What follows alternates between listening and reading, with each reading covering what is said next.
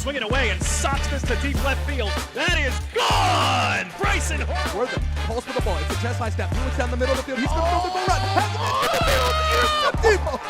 Intercepted, taking it down the far sideline. He steps out of bounds right at the line of scrimmage. And that's how you cap the game up. Jabril White called game on his third interception of the evening. Sierra Smith quickly worked around, feeding the hot hand. Jasmine got it! 3 threes for number 23. He finds Edwards. Edwards needs to get the shot up. Pulls up a deep three. Able to knock it down. The counter-attack. Here comes Carla Ramos forward looking for Noelle Lemus. She's gotten by the last defender. Valentine comes down. Noelle drills the keeper. Lemus! Lemus! Goal! And that is a DVC victory. And the Vikings are champions of California!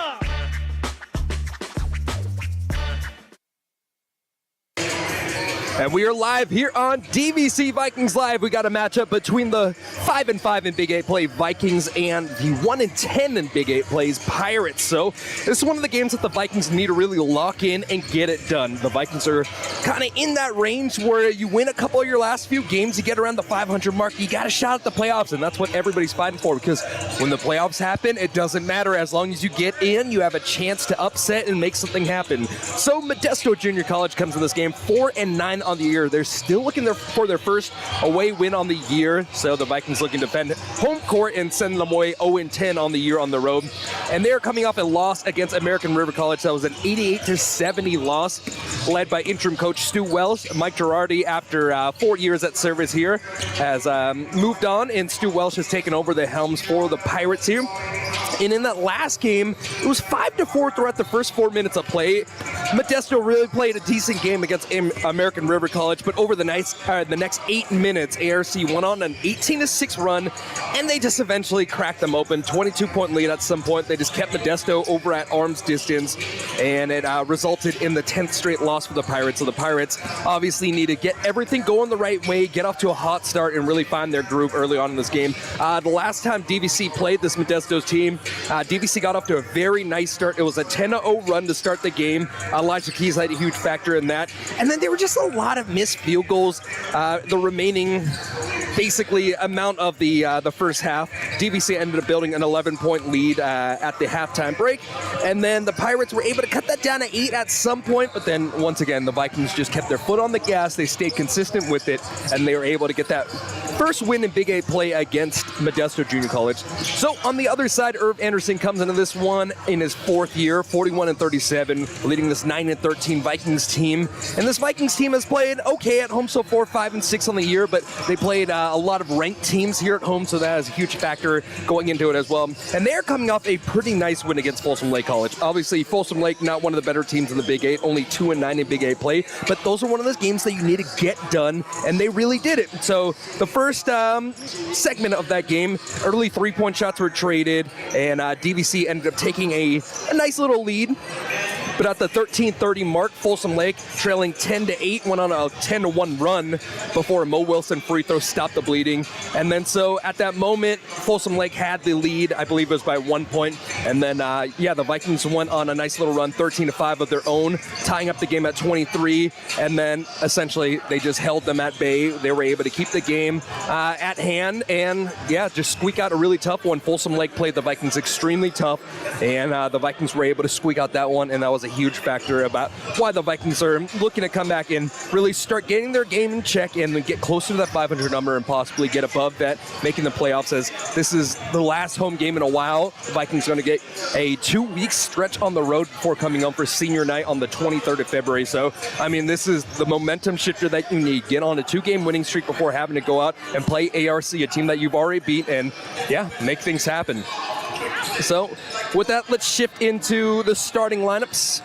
We got about 4 minutes before tip-off, but we'll take it over here and then send it to timeout after. So for Modesto, it's going to be number 4, the guard standing 5'9", 160 out of Palo Verde. It's Solomon Mason. At another guard, it's number 5, Derek O'Neill, standing 5'10", 170, the freshman from Bayer in Modesto.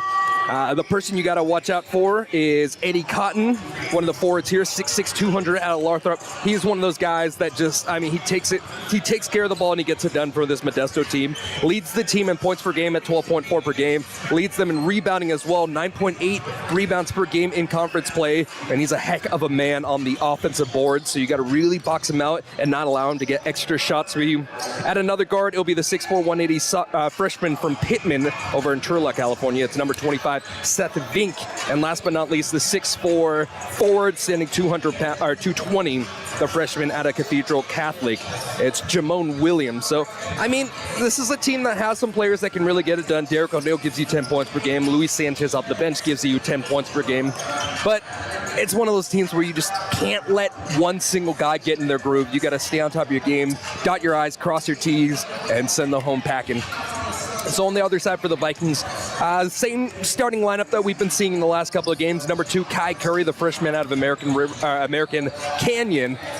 Not necessarily the biggest scorer, only giving you 6.5 points per game and 3.5 rebounds, but it's his facilitating its ability to make the extra pass and play some stout defense that has really made the Vikings do so well with him at the helm this year. At another guard, it's the 5'10", 170 sophomore from Heritage, Lorenzo Pardo. Pardo's been a good outside shooting threat. The numbers have dropped in Big 8 play, but you get him hot and he gets things going, and he'll give you a heck of a night as well. Ben Tejas at another guard, the 6'2", 185 sophomore from right across the street over in College Park. Ben's been, one of the best players on the Vikings the last couple of years. 3rd in three-point ranking in the 3C2A, 19th in total points, 11th in field goal percentage, 43rd in field goal attempts. So that shows you that he is giving you a ton of scoring without taking a ton of attempts, and that is a massive stat and one of the reasons why the Vikings have been so good this year.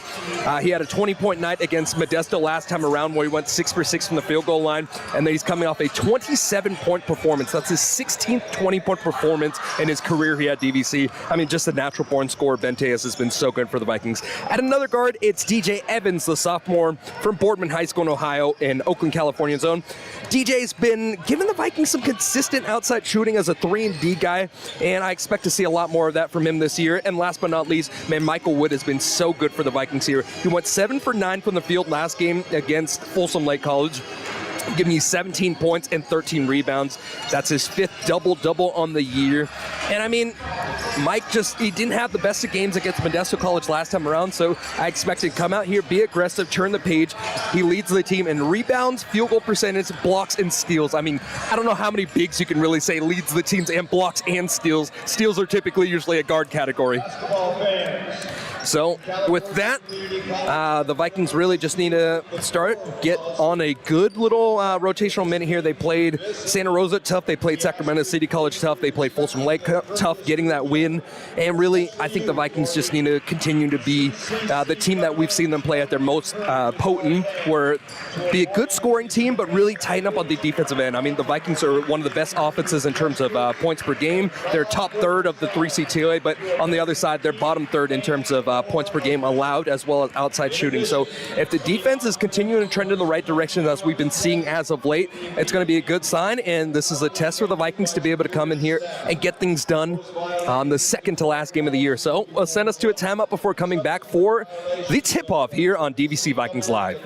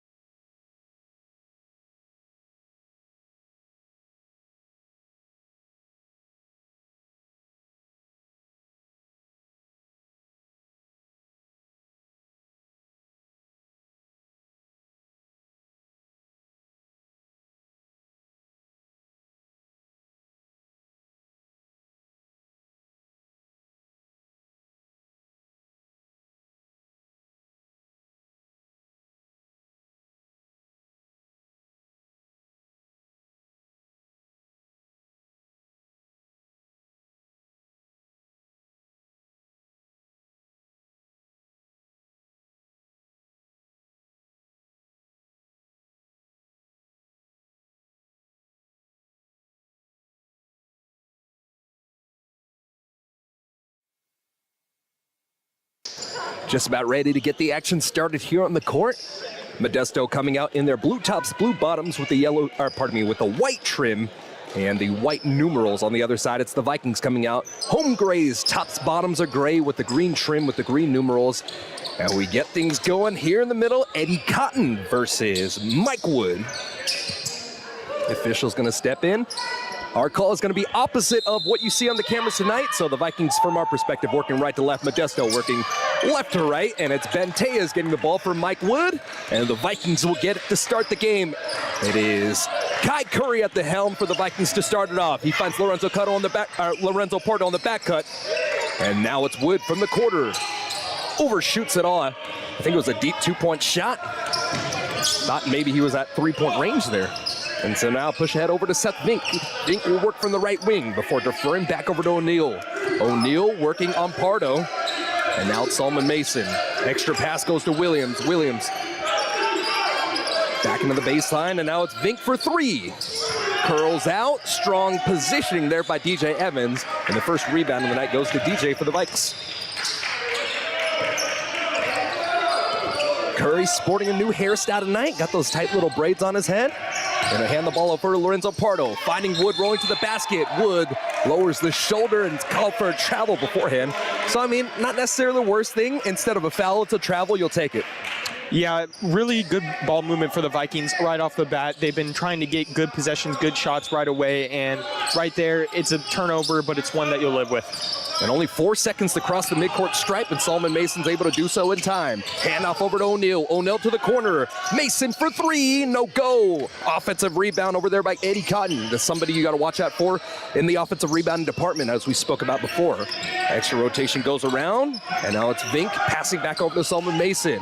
Straight away three-point shot. Cotton 0 for 3 now. Are the Pirates there, and the ball was contested out of bounds. Let's see who was last touched off of, and I believe it will be last touched off the Vikings. Possibly a little bit of a game plan there from the Vikings. We've seen 3 kind of uncontested three-point shots. Maybe not the best shooters. They're allowing them to shoot from the field. Yeah, this team only shoots 30.3% from beyond the arc, so maybe you just allow some of those shots and really trust your interior defense to not allow them to cut. Now it's Cotton, right side of the free throw line, and he's off the mark as well. Still no score throughout the first about 2 minutes of play here, and it's Benteas driving the baseline, and I believe it's going to be a reach-in foul against Eddie Cotton. Modesto will pick up the foul. It is Cotton picking up the first. That is Cotton's first, obviously, as well. Curry from the baseline triggers over to Pardo, and Pardo's going to run the set. Left-handed dribble with the sleeve from his left hand before deferring back over to Kai Curry. Kai Curry low with the ball. He does that so well for the Vikings, being able to really just get that ball out of reach out of some of the other defenders. Curry working around a screen, jumps, passes over to Benteas for three, curls in, and the first basket of the night is courtesy of Ben. Such a good outside shooter, shooting 43% on the year is Tejas. Mason over to Jamone Williams, rather. And a dribble handoff will go over to O'Neal. O'Neal cutting down the right side of the lane. Goes up, double clutches, and the first basket there will go to Derek O'Neal. Got inside on Curry. Curry tried to draw the charge. No call, and it's a 3-2 game. 17:30 remaining here in the first half of play. It's DJ Evans now. Spots up in the left wing. DJ too strong in his attempt. Rebound goes to O'Neal. O'Neal behind the back with the dribble now. Trying to look for a screen. Instead, he'll stop his dribble, finds a man rolling to the basket. It's Williams. Williams touched it last, out of bounds. Vikings get the steal.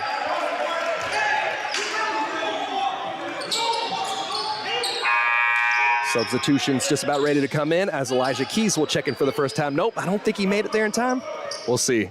So Pardo will check out, and Elijah Keys, one of the broadcast favorite players here. It's his 20th birthday. So happy birthday to Elijah, and let's see what he's got in store here on the big 2-0. Evans has the ball from the left wing. Nearly loses the handle, able to get it back after being knocked off of Wood. Extra pass over to the corner. Kai Curry spots up mid-range jumper from the right side of the lane. And Kai's game is going on early on there. 2 points now for Kai. Yeah, Curry did a really good job faking out the defender, using his speed to get to his spot, and he rose up with his athleticism to hit the jump shot. One thing to watch out, Kai hasn't taken a three-point shot this year, but he was shooting some threes in pregame warm-up, so let's see if maybe that has its role at some point in this one. O'Neal, long pass, air melded over to Mason, and Mason will turn the ball over, or pardon me, O'Neal will turn the ball over there, and the Vikings have played some pretty stout defense throughout the early going here. Some missed shots by Modesto, but I mean, the Vikings are getting things going their direction. 16:30 remaining as Curry walks down the middle of the floor. Man-to-man defense being shown by Modesto here. Michael Wood over to Ben Tejas. Tejas, dribble handoff. Now it's DJ Evans. Evans back over to Tejas from the left wing. 15 seconds left on the shot clock. A feed over to Keys. Keys from the baseline. Pulls up 15-footer. Curls out. Cotton with the rebound. Nearly turns the ball over, and he does. Cotton turns it over to Curry from the right wing. Finds Wood driving down the lane. Left side block. No go. Offensive rebound for the Vikings, though, and a travel on the rebound for DJ Evans will be a turnover, and it's still 5-2. First substitution of the game for Modesto, and it'll be O'Neal checking out, and Ethan Parker, the 6'4" sophomore from West Allis, Wisconsin, checks in. Extra substitution as well, as Williams will come out, and Luis Sanchez comes in. Luis Sanchez, one of those guys that you got to watch out for off the bench, giving you 12.8 points per game in Big 8 play. It's Seth Vink to bring it across the midcourt line. And he'll call off his player as he wants to work one-on-one against Ben Tejas. Instead, a pass over to Cotton from the left wing. Now it's Parker. Ping-pongs inside. Cotton trying to back his way, finding the back cut, and a nice little shove shot. And it's Seth Vink's first points. Nice little ball movement there by Modesto, getting the wide open shot underneath. Marshawn Smith to the scorer's tables for the Vikings. And it's DJ Evans, gives the head fake, driving inside. Trying to spring free is Ben Tejas now. And Ben has the ball knocked away, a turnover, and a steal for Luis Sanchez. Sanchez down the right side of the wing. And he telegraphed the pass a little too much. Elijah Keys was able to read it and knock it out of bounds. DJ Evans off. And now it's Marshawn Smith coming on for the Vikings here, the freshman out of Weston Ranch. Inbounds pass goes over to Sanchez, and Sanchez nearly turns it over, and he does. It was Vink inbounding it, and then Sanchez just got caught way below the basket, unable to get anything going. Yeah, the Vikings have been really good today at using active hands. Every single time there's a pass, there seems to be a Viking tip pass there, and they're just doing a really good job getting their hands in the passing lanes. Michael Wood has it between the circles, eyeing down the floor, left-handed dribble as he goes down the left side of the wing, going to the baseline, turns around, finds Tejas for three. That's good. Ben Tejas knocks down his second triple. He's got 6 points, and it's 8-4 now at the 15-minute mark. When you have a big that can really ball handle like Michael Wood right there, it adds a different dimension to your offense and allows shooters like Ben Tejas to get wide open looks. Yeah, Wood is listed as a center, but he's definitely got some guard skills there. The 6'6" freshman out of Las Lomas. On the overplay, Wood nearly gets the steal, but it's Cotton instead being pestered by Keys. Another nice pass underneath the basket, and it's Parker throwing up a prayer with 2 seconds left. And the Vikings get another stop here. Underhanded shovel from Wood over to Marshawn Smith. Downhill, it's Marshawn, drop off. Beautiful play to the setup, and it's Elijah Keys' first points. And that is where Marshawn thrives. He is so athletic, he can get up, throw that dunk down, draws all that gravity, and in that moment just opens up Keys for a wide open basket. It's 10-4 now, and Mason's trying to answer. Passes over to Sanchez. Sanchez from 18 feet out. Short right wing jumper, no go. Marshawn Smith diving down, hit his knee tough. 2 players down on the ground. It's Ben Tejas in transition from the right wing. Ben unable to hit the shot. Rebound brought in by Ethan Parker, and it's Marshawn Smith who took a knocking to that right knee. Still hasn't gotten up. That one's tough. He was diving for the ball, full effort, and just really, like, you can hear the thump from our floor mic there. There's going to be some bruising and some swelling, but hopefully he's going to be able to work that one out and get back into this game. Trainers are talking to Marshawn here on the baseline. And on the other side of the floor, about 92 feet out, it is Modesto bringing it down the floor. Ball handler now, Solomon Mason, before getting over to Sanchez. Sanchez, tattoos on his left arm, right arm, and left leg. Parker from the baseline. No tattoos for him. And it's Chase cutting across the lane, called for the travel. Justice Chase coming off a 6-point performance against the Vikings last time around. If my recollection is correct, though, Justice has had a nice couple games against the Vikings in his career last year. So expect to see Justice as one of those guys that can really start to pop off against the Vikings this year.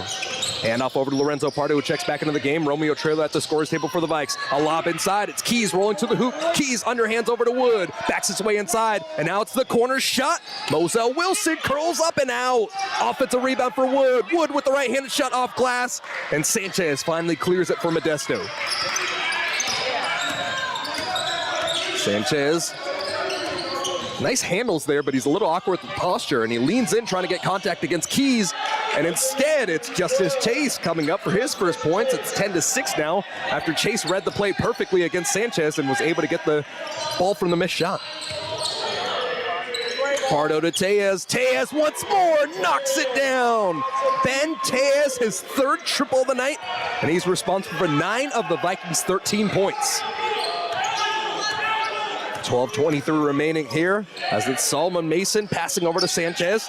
And now Cotton, who the Vikings have done a good job really handling in this early going, will pass it away.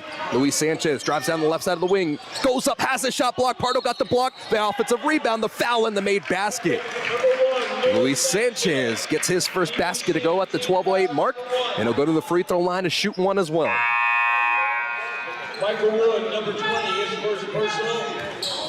At the line is Sanchez. Wood will pick up his first.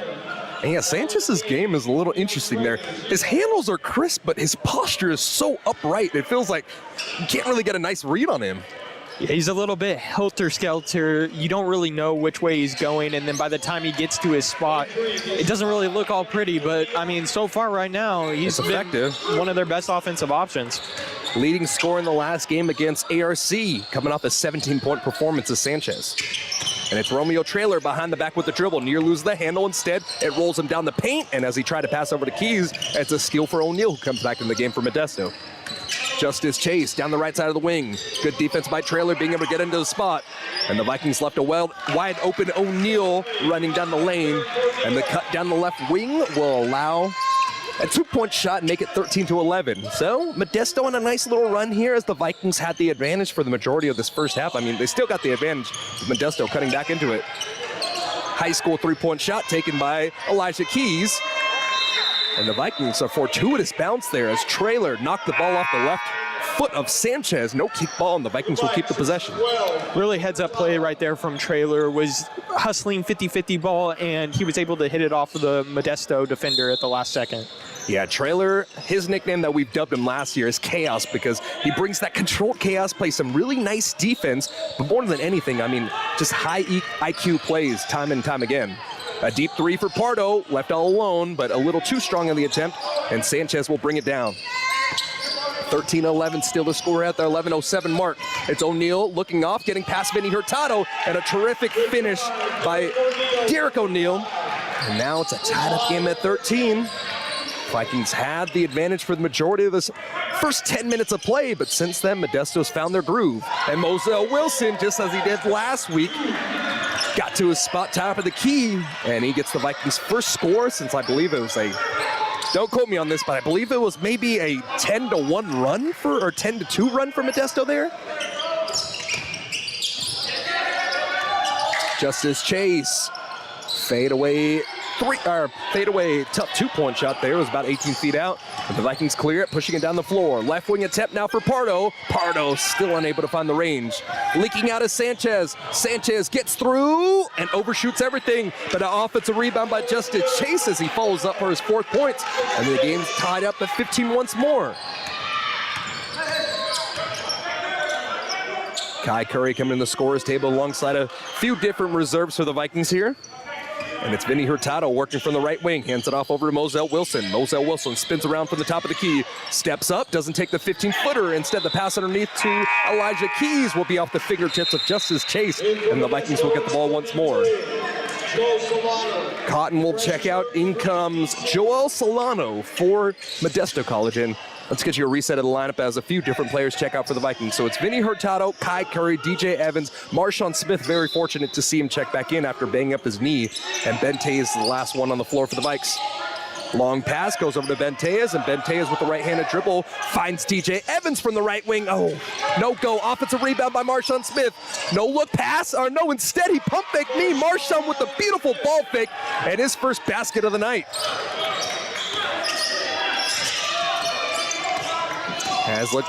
Looks like he has some compression tape on his right knee where he banged it up.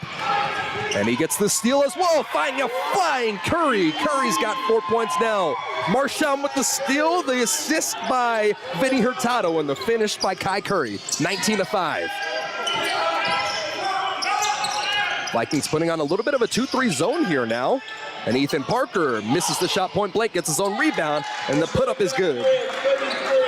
Parker's first points here. He gives you 11 points per night, coming off a 12-point performance as well. Kai Curry and now to Vinny Hurtado. It's a 2-point Vikings lead here at the 8:50 mark. It's Marshawn Smith with the jab step. Off the dribble, Marshawn gets the block, spins around, floats up in the air, and Marshawn Smith now has 4 points. Back-to-back baskets for Marshawn. We all know Marshawn Smith can really score and has a lot of athleticism, but right now he's doing everything out there, playing defense, passing the ball. This is really when he's at his best. And the floater from the right block, no go. Hurtado gets the rebound, pushing down the floor. Hurtado, no look pass over to Curry. Curry nearly lays it up, but the contact sending Curry to the free throw line. Honestly, not a bad foul if you see the scouting report. Curry can do everything on the floor, but something that he's really struggled with this year is going from the stripe. So shooting 42% on the year from the stripe, but only 28% in Big 8 play. First free throw attempt, and Curry goes wide left.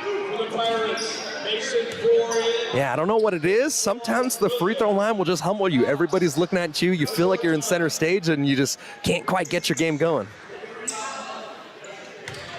Substitution here for Modesto, so it's Jamone Williams coming back in and airball the second attempt there. Just two not great looking attempts from the stripe for Curry, but he'll shake it off and keep it moving. So on the floor for the Pirates now, it's Mason O'Neal, joined by Justice Chase, Ethan Parker, and the last man on the floor is Jamone Williams. Vikings putting on a three-quarter court press, able to break it pretty easily are the Pirates, until the turnover there. Marshawn Smith steals it, but he has the ball knocked away by Mason Smith, and Smith gets the steal. Or Mason, pardon me, gets the steal. First personal, Marshawn Smith. Marshawn will pick up his first as well. 2 fouls apiece on each side. 8 minutes and 12 seconds remaining here in the first half of play.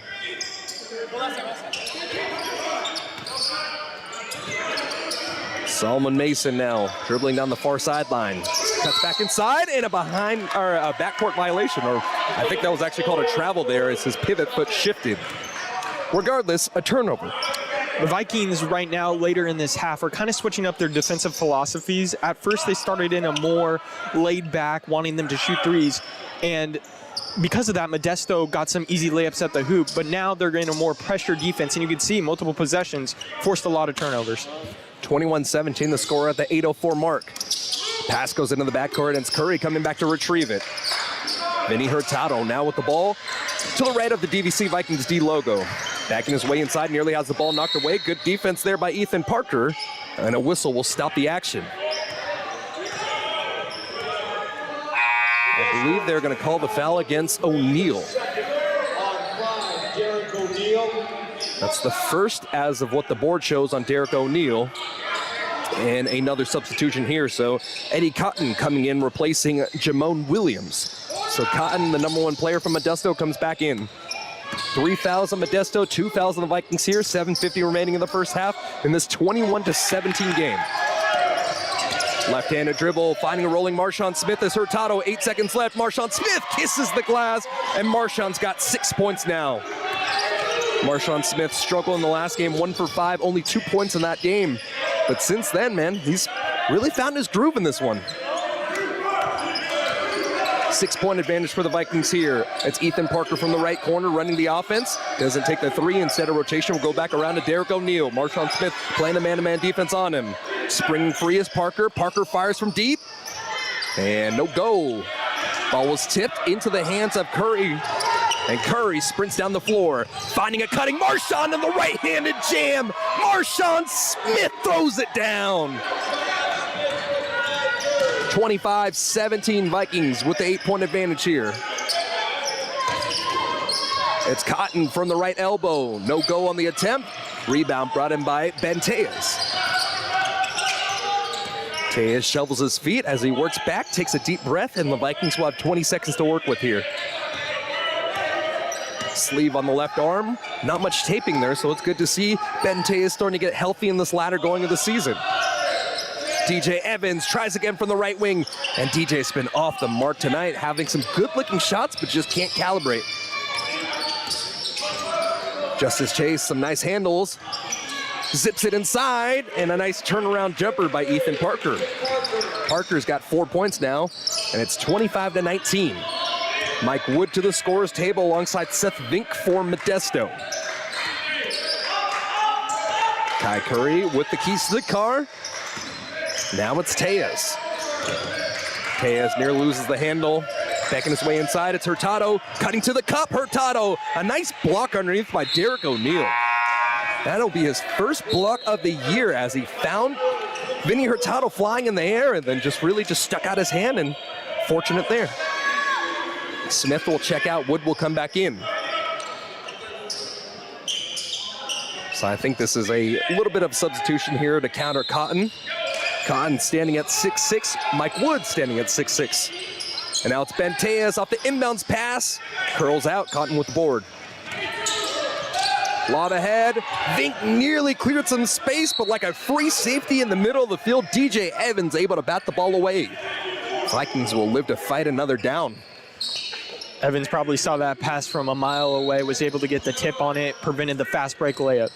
Vink to inbound it from the left side of the baseline, has the ball knocked in the hands of Cotton, and now it's Derek O'Neal from the left elbow, the spin move, the right-handed shot inside, and Derek O'Neal has looked like a terrific scorer tonight, man. He's been showing some terrific post moves for a guy that's only 5'10". Yeah, really good job of creating a shot right there with the spin move. Ben Tejas has the ball knocked away, a block and a push ahead by Mason. Mason clears the cup, and he gets his first points there, 2 points now, and it's a 2-point lead for the Vikings here as Modesto comes back to cut it down. 25-23, 5:10 remaining. Pass over to Wood. Wood has his shot rejected. Eddie Cotton just read that ball perfectly, but Wood stuck with the ball. He's on the ground with it. The ball's still there, and Wood somehow finds a way to stay alive. 8 seconds left. Cross-court pass. Ben Tejas for three. No go.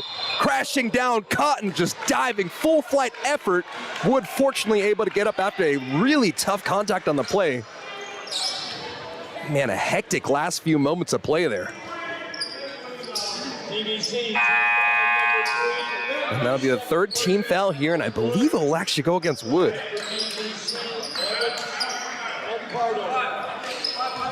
Let's see when the scoreboard changes here.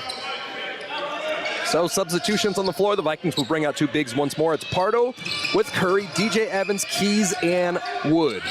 On the other side, O'Neal has it from the right wing. Passes over to Vink. Vink for three. Curls out once more. I don't know if Modesto has hit a three-point shot so far tonight. All their points have come inside or from the stripe. Elijah Keys from 18 feet out. Pardo tried to come in and get the old board, but cleared away by Vink. Luis Sanchez stops his dribble, and it's Justice Chase now. Looking to see what he can do running the offense. Finding O'Neal. O'Neal with the foul line turnaround jumper. And the first player in double digits now will be Derek O'Neal as he knots the game up at 25 apiece. Modesto really likes using those off-ball screens, especially with their 6'6" big man, as it gives them more open looks than normal from closer in instead of trying to rely on the three-point shot. TJ Evans nearly loses the handle, able to get it back. Strong defense by O'Neal on top of him. And now with 6 seconds, it's Kai Curry. Has the ball knocked away. The second block tonight by Eddie Cotton. Both of them in emphatic manners, but the baseball pass goes way too far to have as Luis Sanchez turns the ball over. And a timeout taken by DVC here. 3:40 remaining, 25-25. Modesto has come back and fought, but the Vikings have had the momentum throughout this early going here on DVC Vikings Live.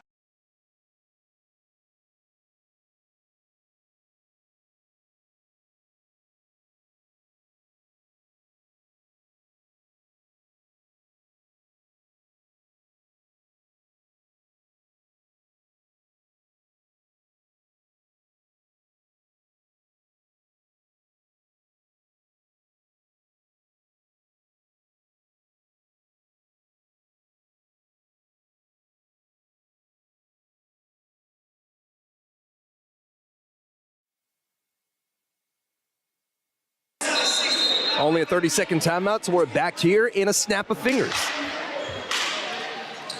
DVC had the advantage for the majority of this first half, but man, Modesto kept it tight and really just fought back in. Game's knotted up at 25 apiece here, 3 fouls apiece, as it's been a decently clean game. Lorenzo Pardo over to Curry from the top of the key. He'll scan the floor. Bounce pass over to Wood. 18 seconds left. It's DJ Evans from the top of the key. Nearly has the ball knocked away. Ball fortunately goes into the hands of Lorenzo Pardo. 10 seconds left to shoot. Looking for a screen by Keys. Pardo defers. Goes back over to Keys. Keys inside. And now it's DJ Evans, straightaway three. Left it short again. Offensive rebound for the Vikings here, though. And it's Keys, spin move inside, pump fakes, throws the shot up, and Elijah Keys got 4 points. Terrific play by Keys there. Cotton's got a couple blocks in the last few shot attempts for the Vikings, so he says, hey, make him pump fake and make him pay. 27-25 the advantage for the Vikings here, under 3 minutes to play in the first. Justice Chase finding a rolling Eddie Cotton, and Cotton gets his first points at the 2:45-minute mark to tie it up 27-all. Downhill's Kai Curry. Out to the corner, another attempt. Still can't quite calibrate for DJ Evans. Wood saves it and gets the offensive board in the process. DJ Evans doesn't want to take a contested three, and that's a nice little play there. And now it's Stu Welsh talking to the officials there, saying, hey, what was that? I think there might actually be a foul in the process too. Let's see. He did that, or I think he was complaining about the reset of the shot clock because it was a air ball by Evans. Yeah, so, I think you got I think you hit the nail on the head right there. But the stoppage in play will allow the Vikings to send out a different unit here. So the shot clock will reset at 13. And it'll be Marshawn Smith, Kai Curry, Michael Wood, Elijah Keys, and Ben Tejas. Justice Chase gets the steal off the inbounds pass, throws it off of Tejas, and Modesto will keep the possession. O'Neal has a shot blocked. And on a wild pass, a turnover there, so a terrific job there. Marshawn Smith gets the block and eventually turns into a steal for the Vikings. Still tied up at 27 apiece. The Vikings looking to build a little bit more of a buffer, or a little bit of a buffer in this situation in the last 15 minutes, or 2 minutes and 15 seconds, I should say. Transition three, Ben Tejas curls in. Ben has knocked down his fourth three-point shot here in the first quarter, and he's our leading, first half rather. He's our leading scorer at 12 points now. Justice Smith tries to feed Cotton, but instead, nice hands in the passing lanes for Mike Wood. And now an NBA range three taken by Ben. Back-to-back triples, 15 points for Ben Tejas. 33-27 Vikings with a nice 6-0 Ben Tejas run. Justice Chase back over to Luis Sanchez. Now it's Vink handing off to O'Neal. O'Neal spots up from the three ball. No go. No three-point shot has still been made by Modesto so far. Behind the back with the dribble. Curry fading inside the lane, finds his man in the corner. Relocate three, finds his man flying by, and the three-point shot goes down once more. 1, 2, 3, splash. Ben Tejas, 18 points. It doesn't matter who's on the court right now. The ball is going to find Ben Tejas, and every single shot seems to be going in. 6 made three-point shots for Tejas throughout the first 19 minutes of play. Trying to answer is Sanchez, but the other number one for the Vikings gets the rebound. It's Marshawn Smith throwing ahead over Ben. Ben keeps his feet in bounds, but it's Justin Chase coming away with the ball. Chase from the right block.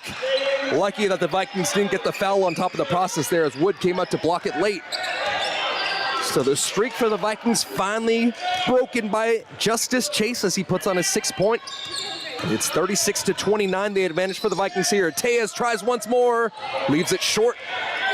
Man, Ben is taking some very deep three-point shots as well. These are all coming from NBA range. And so holding for the last possession will be Derek O'Neal. 13 seconds left on the game clock. Sanchez starts the possession here. Sanchez goes up inside, leaves it short. Good defense by Wood. Now the Vikings have an opportunity here. 3 seconds left. Wood down the floor, finds Curry instead, a turnover. And the clock will reach 0. 36-29 after the first 20 minutes of play. A terrific first half for Ben Tejas from the floor, giving him 18 points. And that is the reason why the Vikings have the advantage here. Half the points for the Vikings have been from Ben Tejas so far tonight. But so, breaking it down here with Ryan Shell, the Vikings came out, they got the advantage, but Modesto really kept in this game. The Vikings doing it from the outside shot. Modesto, they haven't hit a single three-point shot. The only reason why it's 29 not 28 is because of a three-point play by Luis Sanchez, but Vikings doing a terrific job with perimeter defense, but the inside game is just going right now for Modesto. Yeah, the Vikings have done a really good job focusing on maybe letting them take a few three-pointers, but sometimes that allowing space for Modesto allows backdoor cuts and lanes to grab offensive rebounds, and Modesto has definitely taken advantage of that so far in the first half. Yeah, I think this is the way the game's going to continue to flow. Outside for the Vikings, inside for Modesto, and the Vikings really just seem to find their groove on the interior, really trust their rotations, and not allow some of these easier shots to go down for Modesto. So let's give you a few different stats before we send it to our halftime break. Luis Sanchez has 3 points for Modesto, alongside Mason's 2, O'Neal's 10. He's the only player in double digits for the Pirates tonight. Justice Chase has 6 points. He's played a nice game so far, getting to his season average of 6.2 already throughout the first 20 minutes of play. The Vikings have held Cotton to 2 points, though, and that's the guy that you got to watch out for. So it's really everybody else getting it done for the Pirates tonight. Seth Vink has 2 points alongside the 4 points of Ethan Parker. On the other side, Marshawn Smith has had quite the start of the night with 8 points alongside the 4 for Curry, 2 for Moselle Wilson when he hit down that 18-foot jumper from the straightaway mark. Elisha Keys has 4 points. And last but not least, 18 points, all 3 balls dropping, 6 of them for Ben Tejas. And that'll send us to a break. Max Agrestro alongside Ryan Shell. Glad to bring you the coverage here. And it's halftime. Vikings 36, Modesto 29.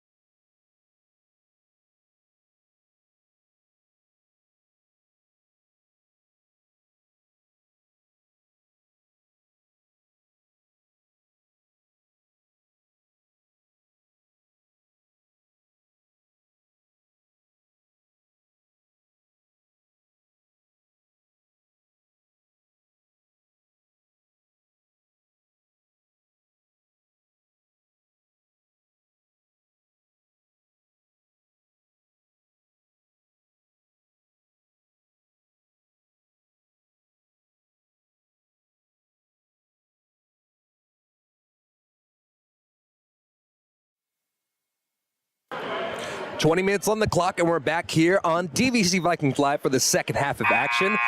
36-29 our score after the first 20 minutes of play. Max Agrest drawn alongside Ryan Shell, bringing the coverage of this Big 8 matchup tonight. Vikings looking to get above 500 in Big 8 play, going to 6-5 after, if they can possibly get a win here. And the Pirates on the other side from Modesto trying to get their first road win of the year. And it'll be Modesto starting here. Players on the floor will be Vink joined alongside Mason with O'Neal, Williams, and Cotton, the starters on the floor for Modesto. And we'll get you DVCs in just a moment here. It's Williams from the right wing, passing over to Mason, and Mason is going to use some clock here. 15 seconds left on the shot clock before he defers over to O'Neal. Now it's Cotton working on the switch. Ben Tejas there on the defensive assignment, and Ben plays some stout defense and gets the rebound on top of it. So it's Tejas, Curry, Michael Wood, Vinny Hurtado, and Marshawn Smith to start the second half of play for DVC. Working left to right in the gray tops, gray bottoms, and the green numerals. The hit ball goes over to Ben Tejas as it's knocked away. Full flight effort for Mason there, getting the steal. Now it's O'Neal, gets inside, off the glass, and the first points of the second half go to Derek O'Neal. He's got 12 points, the second leading scorer of the game. Obviously, the leading scorer, Ben Tejas, who's had 18. All of his points from beyond the arc tonight. Ben with the ball in his hands will swing it over to Vinny Hurtado. Hurtado behind his defender, finds a man pump faking, and the first 2-point basket will get Ben Tejas 20 on the night. Vikings get a steal here with Wood. Wood over to Hurtado from the right wing, returns the favor back over to Wood. Driving inside, backs his way in, gets to the spot right between the lane. And Michael Wood, contact and the basket. First points there by Mike Wood. And the Vikings looking to open up a double-digit advantage here at the 18:45-minute mark. And the foul will go against Solomon Mason. That's his first. Free throw, rattles in. Michael Wood, 3 points, so the Vikings now up 10. First double-digit lead of the game, 41-31. Three-quarter court pressure. O'Neal's able to break it down the far sideline. Dribbles with his right hand. The double, able to get the pass over to Mason. Mason drives inside, drop-off pass, and it's Jamone Williams with his first basket. 41-33. Ben Tejas on the other side. Flips it over to Wood. Transition three-point shot. No go. The outside shooting for the Vikings has not been great outside of the threes from Ben Tejas tonight. And on the other side, Modesto has yet to hit a three-point shot. Extra pass underneath. It's Cotton setting up Williams, and Williams gets his second basket. Vikings go on a nice little run, and on the other side, it's Modesto answering. It's been like that all night long. Curry flies down the left wing, and Curry with the acrobatics gives himself 6 points now. Marshawn Smith, a heck of a defender, nearly gets the 10-second violation, but instead now it's Cotton, gets his ball swatted away. Wood with the block. Other side, it's Curry, double clutches, misses the shot, but the follow-up by Smith. Marshawn elevating, flying in the air, one-handed rebound and the putback. Back to a 10-point lead, 45-35. Cotton from the foul line. Spinning around, starts his dribble before passing back over to O'Neal. O'Neal to the corner to Vink.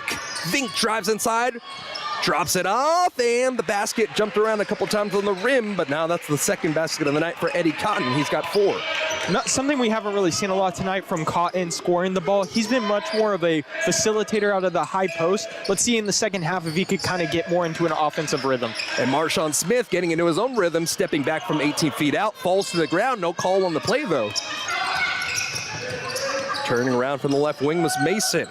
And now the rotation over to Vink, doesn't take the three-point shot. And instead, it's Williams fighting his way inside. The rip-down shot and the offensive foul against Williams. That'll be his first. Jerome Williams, 44, his first. Yeah, the Vikings have not really worried about switches tonight. Both the bigs have gotten on Vikings guards tonight, but the Vikings have just stuck with it and played some stout defense. 16:41 remaining.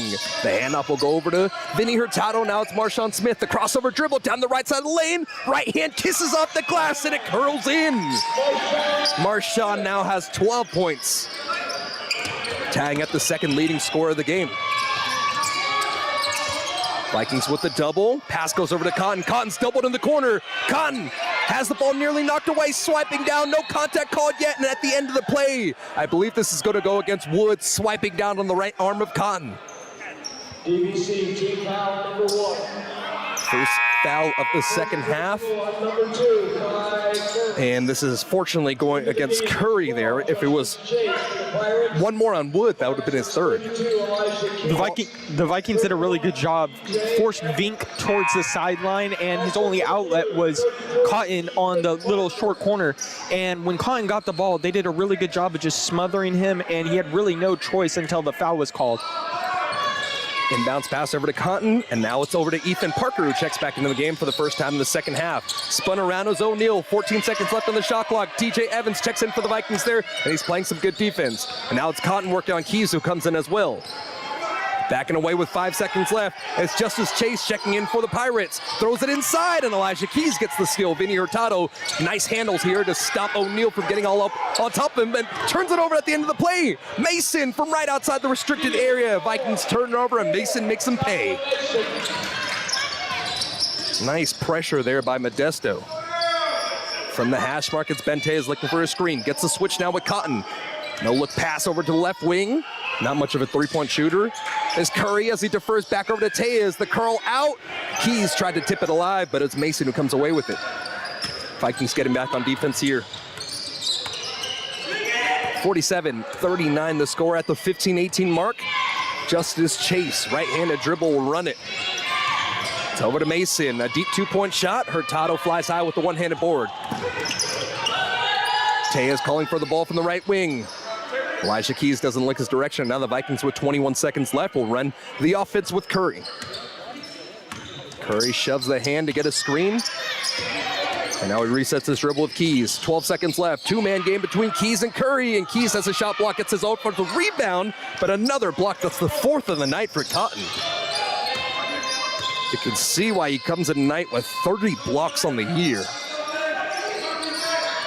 Cotton trying to get his offensive game going. The facilitator now as he passes to O'Neal, and the running floater no go, but the offensive rebound by Parker. Parker doubled alongside the baseline, nearly falls to the ground, able to duck between two Vikings players, and Justice Chase will back out and call the play between the circles.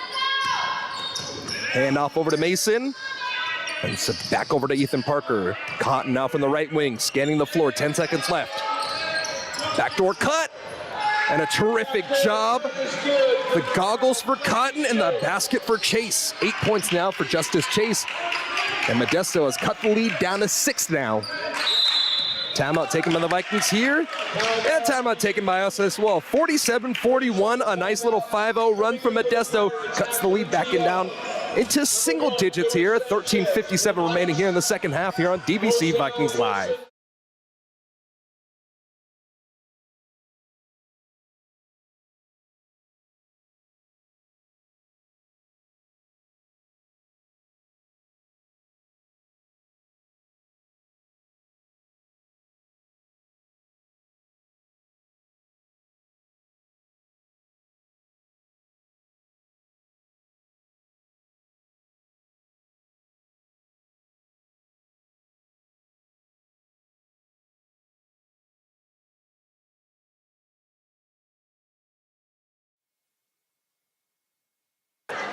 Substitution on the floor for the Vikings. It's Elijah Keys, Moselle Wilson, Kai Curry, Lorenzo Pardo, and Bente is on the other side.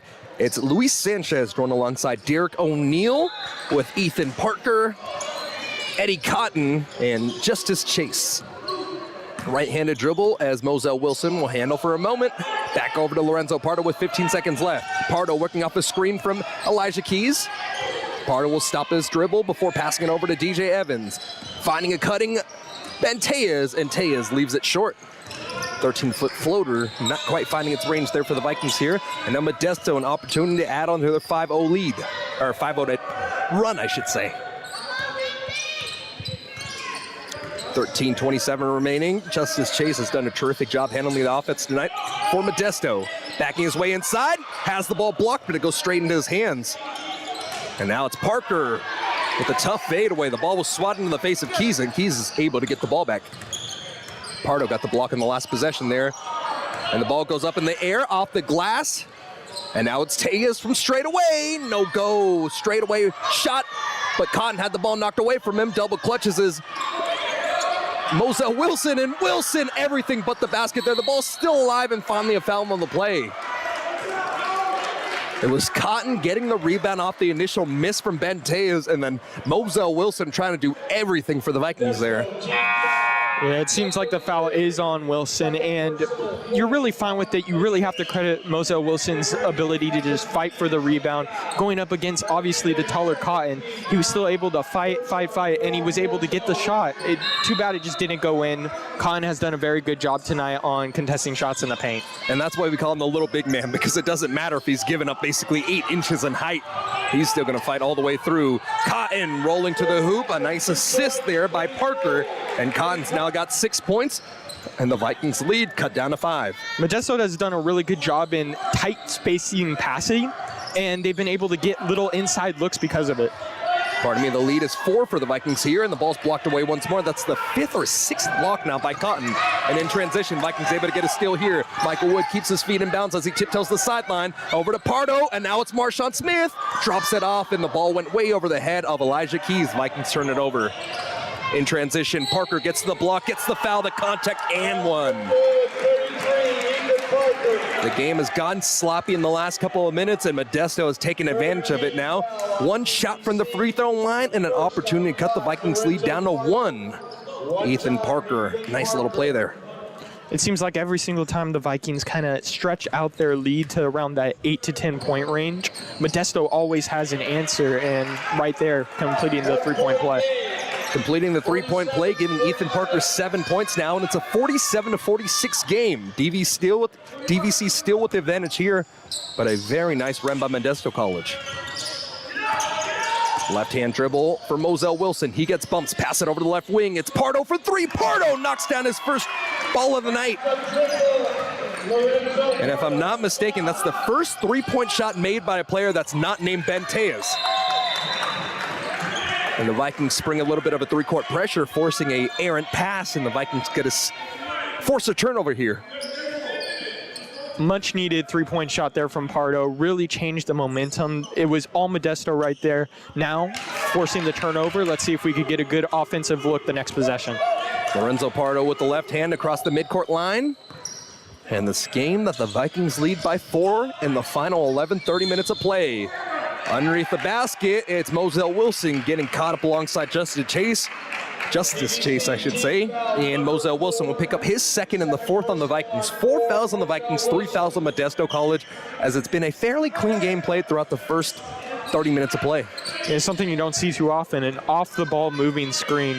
That just goes to show DVC has been trying to be active with their off-the-ball movement. Marshawn Smith forces the steal, and he'll get the contact to go to the free throw line as well. Modesto team foul, their 3rd. It seems like every single time that Modesto finds a way to get a little bit back into this game, it's either Ben Tejas answering with the 3 or Marshawn Smith finds a way to get a steal and a basket. And now Marshawn Smith gets the steal, but let's see if he can get his 13th and 14 points here from the free throw line. Full extension, and the first one's good. Marshawn Smith, 1 for 1 now, 13 points. Missed 4 games this year with an ankle injury, and he's been really fighting back. And I think you could argue it's made him a better player. Instead of having to rely on his athleticism, he's found a way to impact the game in other ways. Yeah, truly just an all-around game. Short on the second attempt for Marshawn Smith, and the Vikings get an offensive rebound there. It's Moselle holding the ball here as Luis Sanchez comes to play the defense there. Moselle ears all over what Irv Anderson was saying. Between the legs with the dribble is Mike Wood. Right-handed dribble there, lob inside over to Keys, and another errant pass. Vikings just turning the ball over way too much here as Justice Chase gets the steal there. Turnaround hook shot, no go. Ethan Parker missing it. And now the needle, oh my goodness. Thread the needle, and Marshawn Smith capitalizes for his 15th point. Wow. Just a pass that went through 4 different players. And on the other side, following up his missed shot is Parker. Parker inside, right-handed shot, no go. Elijah Keys clears the glass. Vikings now bidding on a 7-point advantage once more. And honestly, you got the timeouts, use it. Vikings take their third timeout of the game here. It'll give us a breather. 53-46 the score here. 10:22 remaining in the second half of play here on DVC Vikings Live.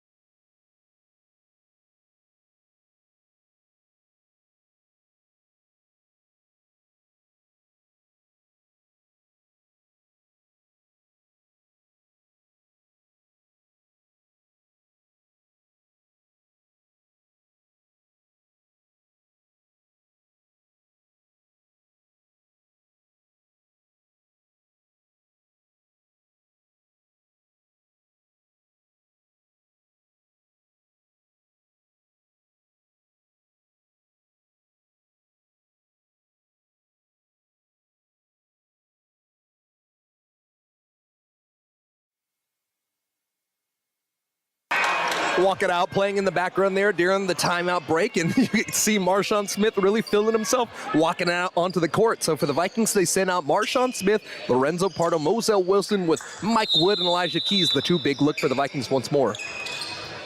Pardo off the inbounds pass from the right wing, over to Keys now. Keys backs his way inside, tries to find Pardo once more.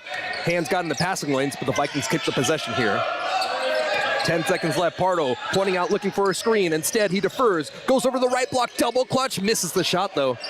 Lorenzo's been up and down tonight, made one three-point shot, but I mean, just a few tough attempts. Chase finding a cutting O'Neal, and the ball's knocked out of bounds. Last touchdown for the Pirates, and the Vikings will keep it here. 53-46 inside of 10 minutes to play. It would have been the right idea for O'Neal to throw to that spot if there was a Modesto player there, but really good off-ball defense from DVC. The rotations are right, force the turnover. Yeah, Modesto is still yet to knock down a three-point shot so far, so knock on some wood. It's Marshawn Smith having the ball knocked away. Marshawn Smith able to get it before it makes it into the backcourt line. It would have been a tip ball anyways, however. 15 seconds left. Smith from the low block right. Over to Keys. Keys forcing through contact. The scream underneath the basket. And it's Elijah getting the free throw line. Keys is a 70% free throw shooter, but a lot of that was due to some of the misses early on the year because he's been stone cold from the free throw line so far, or in the games that we've seen at least. And another great thing from that play was Marshawn Smith's drive to the basket. Whenever we talk about shot creation, we're typically saying, oh, this player is able to get his own shot. But right there, Marshawn Smith shows his shot creating ability for the pass to Keys on the layup attempt. And the first free throw a little too strong, bouncing off the back end. You know what we call that, Ryan? We call that gravity, and that's exactly what Marshawn has. Here you got a slam tonight with a right-handed hammer, and I mean, everybody, eyes are on him. Second attempt here, nothing but net. Elijah Keys 1 for 2 from the free throw line. He's got 5 points now on his birthday, the big 2-0 for number 32 in gray. Derek O'Neal will cross the timeline, has the ball knocked away, a steal for Marshawn once more. Marshawn throws it down! Flex on him, Marshawn, flex on him. 10-point advantage for the Vikings here, 56-46. Jumping for the ball, it's O'Neal, he doesn't get it. Instead, it's Chase passing underneath to Parker. Parker getting all sorts of coverage there by Wood, and now it's Cotton missing the mid-range jumper. Pardo fought through two different Modesto players to get the rebound. No look pass over to Moselle Wilson. Lowers the shoulder.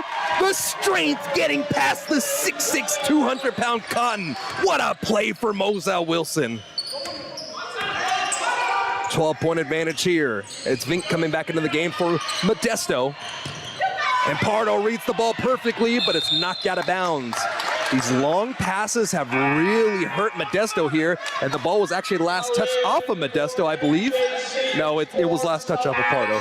But yeah, these long telegraph passes have really hurt Modesto here in the second half and been part of the reason why the Vikings have been able to open this double-digit lead.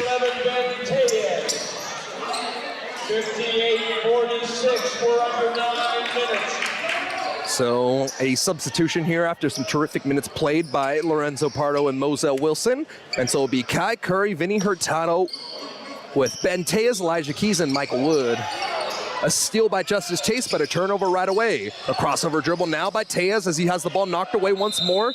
Justice Chase, last man to touch it as it goes out of bounds. Man, I don't know how Chase only gives you 6 points a game because he's always at the ball, around the basket, whatever it is.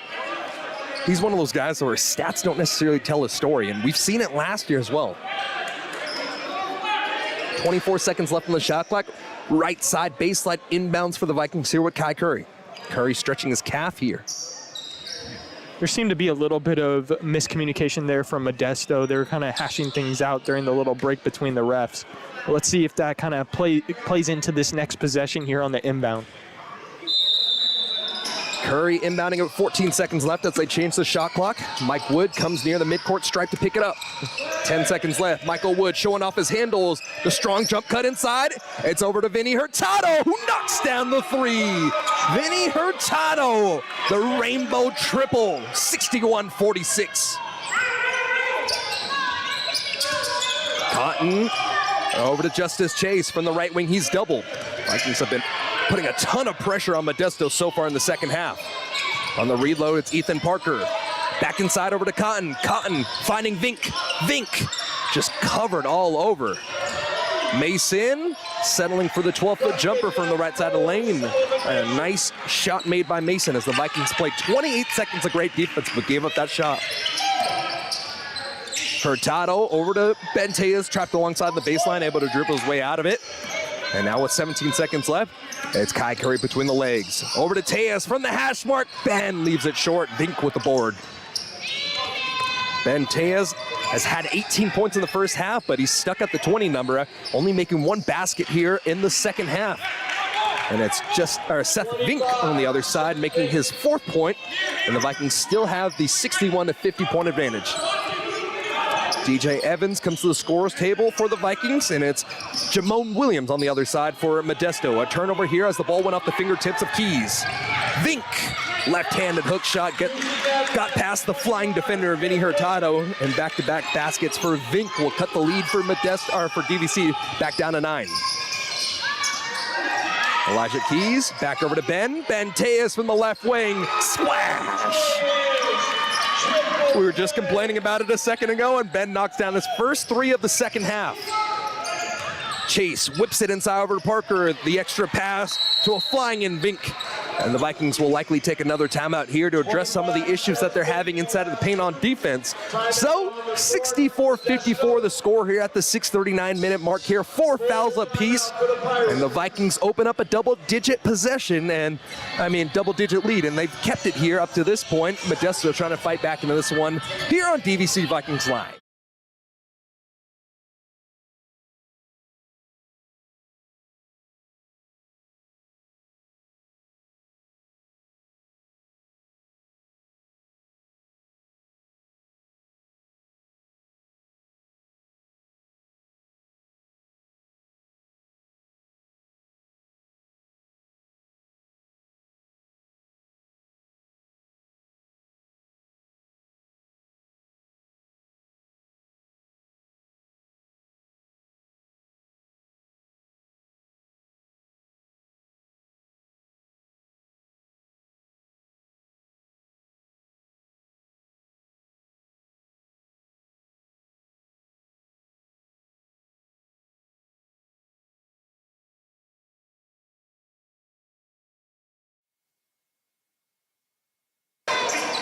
Ten-point advantage for the Vikings here as we come out of the timeout. The Vikings will send out Kai Curry, Ben Tejas, alongside Isaiah Pullen coming into the game for the first time with DJ Evans and Moselle Wilson. A very small lineup here for the Vikings. Ben Tejas able to inbound it over to Kai Curry as he brings it down the floor. On the other side for the Pirates, it's Mason joined alongside Justice Chase with Cotton, Vink, and checking in is Williams. Pullen has the ball from the right wing, 15 seconds left. It's DJ Evans now still held off the board. Has not scored today so far. Kai Curry with 8 seconds left and a double dribble. Nope, it's a travel instead. And the Vikings will turn the ball over here. They still have a 10-point advantage at the 6:17-minute mark here. But Modesto, doing what they've been doing all game long, essentially. Let's see if they can cut it down as the trend has really gone tonight. Chase over Jamone Williams. Long pass over to Vink now, as Vink doesn't take the three. Still no three-point shots made so far tonight for Modesto, and inside it's Eddie Cotton with his 8th point. 8-point lead for the Vikings here. Moselle Wilson has the tan kicks on tonight, really blending into the floor. Pulling with the sleeve on his left leg. Overhead pass over to Tejas. Tejas for three. No go. Cotton gets the long rebound. Cotton trying to go coast to coast. Quick pass over to Justice Chase. Over to Mason. Vink fakes the pass over the left wing. Instead, he throws it inside. The ball's tipped up in the air. And a steal for Pullen. Pullen has shown to be a good outside shooter, but more than anything, he's just played really good defense in the small stints he's been in for the Vikings here. And Pullen had his shot blocked as he went up from the low block left. Maybe even a little closer inside. I just think he wasn't expecting that ball. Yeah, he got faked out by Curry's fake shot right there around the elbow area. Mason with 15 seconds. Finds Justice Chase, 18-footer, no go. Rebound, DJ Evans. Kai Curry cutting between the lanes, drops it off over to Pullen. And now it's DJ Evans, a straightaway three. A little too strong, offensive rebound by Pullen. Curry from the right wing now will just take a breath. Nice crossover move, clearing some space. 14 feet out, rattles in. Kai Curry, a terrific handle, setting up his mid-range J. Curry right there got to his sweet spot, was able to be really patient and get the defender on his backside and use that to his advantage. Cotton gets the inbounds pass over from the free throw line, has the ball knocked away and stolen. Kai Curry racing down the floor. Left-handed shovel, and the foul underneath the basket. It'll go against Justice Chase. That'll be his second, and it'll send Ben Tejas to the free throw line to shoot two. Really good job there from the Vikings, able to run the floor. Tejas filling in the lane correctly, used the pump fake, which we've seen earlier in the game, and rewarded with 2 free throws.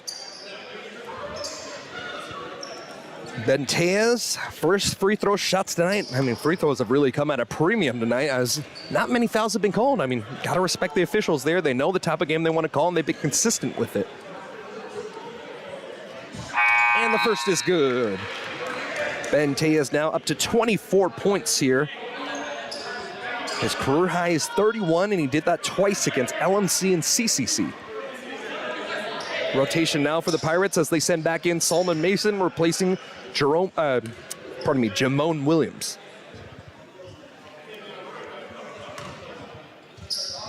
Set up the second attempt. True as well. 2 of 2 from the free throw line. 25 points now, the leading scorer of the game, Ben Tejas. O'Neal, who is the leading scorer for Modesto, will stand alone from the right wing. Ball goes over to Mason. Mason over to Justice Chase. O'Neal wants the ball. You can see the frustration here as he shrugs his shoulders. Instead, Chase goes back over to Mason. And now it's Cotton from the left elbow. He works inside on Pullen. Pullen's one of the taller players on the floor for the Vikings here. Extra pass to the corner. Mason, no go. Still no three-point shot made by Modesto so far. I don't have the official stats here because we don't have live stats, unfortunately, but I mean, they've got to be probably 0 for 16 or something, maybe. They haven't taken too many. Maybe it's only 0 for like 14 or I don't know. But it's been a tough night from beyond the arc from Modesto. Yeah, it's not only the three-point shot, it's probably outside of 15 feet they haven't really hit a jump shot, so it's hard to win a basketball game doing that. 12-point advantage for the Vikings here as Moselle Wilson will pass the ball over to Pullen. Pullen faked a three-point shot. Instead, it's Tejas underneath the basket. A beautiful assist from Pullen over to Tejas, and Tejas is up to 27. Vink crossing midcourt. Over to Justice Chase, the crossover inside, and the reach will be called against the Vikings here. A foul, and that'll be their 5th. Foul will go against DJ Evans. That's his first.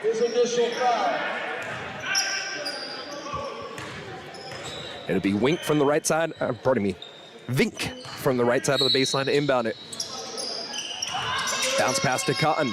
Cotton, large step inside, 12 feet out, leaves it short. And it's Curry once more with the rebound. Curry crossover. Curry from low block left. Curry with the English off the glass. 10 points for Kai Curry, the 3rd Vikings player in double digits. Chase to Vink. Flew in the air, got the rebound, or pardon me, got the lob pass, went down with it, crossed the basket, and Vink is up to 10 points now for the Pirates.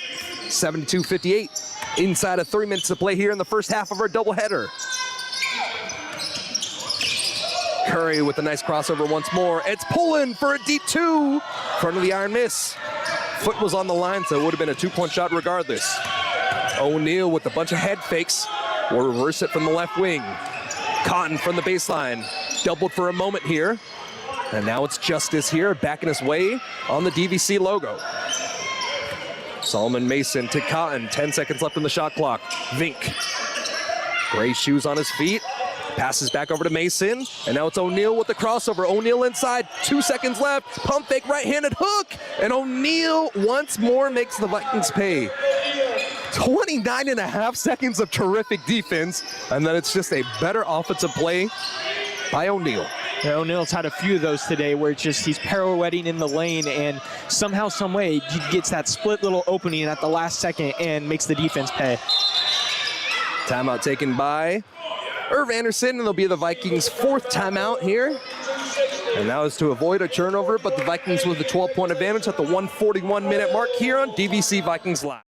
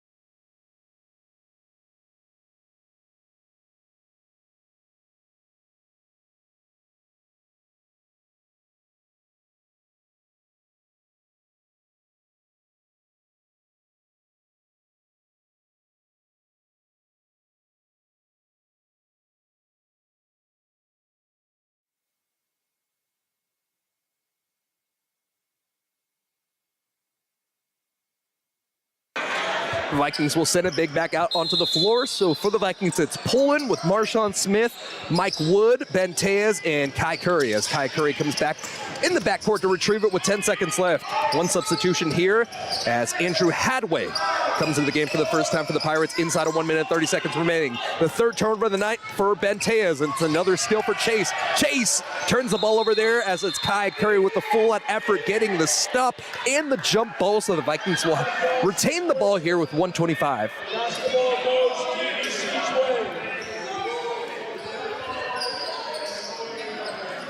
Cleaning up the wet spot on the floor. I think they might actually just be checking it. So get your reset of what's going on. 72-60 is our game here inside the final 1 minute and 30 seconds here, the first half of our doubleheader. The Vikings looking to go 10-13 on the year and get above 500 in Big 8 play. And they are in the driver's seat here. Modesto has yet to hit a three-point shot in the game. The Vikings have, honestly, just kept Modesto away at an arm's length for the majority of the game. Curry with the crossover once more, gets the screen from Pullen, down the right side of the lane. Curry, the contact. And it sends him to the free throw line for 2 more attempts. Went 0 for 2 on his first 2 attempts, so let's see if he can get the calibration correct this time around. Yeah, Curry not being the greatest shooter doesn't stop him from his ability to kind of get to his own spots on the court. You saw right there off of the pick and roll, that slight hesitation, it got the defender to be off balance and allowed him to get fouled for that layup. First free throw is good. See, all you got to do, just talk a little trash and they'll make the basket, right? There you go. Second attempt here for Curry. Yeah, Curry, I don't know what it is because his mid-range jumper looks really good as the second attempt goes in. So now, 2 for 4 on the night. He'll take the 50% mark there. Yeah, his mid-range shot looks really good, but I don't know what it is from the free throw line that he just can't necessarily get it going. Nice pass inside, but Justice misses it. Justice Chase called for the foul after missing it, and with that, the Vikings are in the single bonus at the 56.5 second mark, and I believe it'll send Mike Wood to the free throw line. 4th foul against Justice Chase. Joel Solano, the 6'4", 200-pound sophomore from Newman, California, comes in for the first time for the Pirates. He replaces Justice Chase. Vinny Hurtado will come in replacement of Kai Curry. And the free throw off the mark for Wood. Wood 1 for 3 from the stripe tonight. 50 seconds remaining here. The Vikings with a commanding 14-point lead. Derek O'Neal has a shot blocked, but in the process, the Vikings fouled, so no block, a foul. I believe it will go against Hurtado. And yes, Hurtado will pick up his first here. Hurtado, number 12, is first.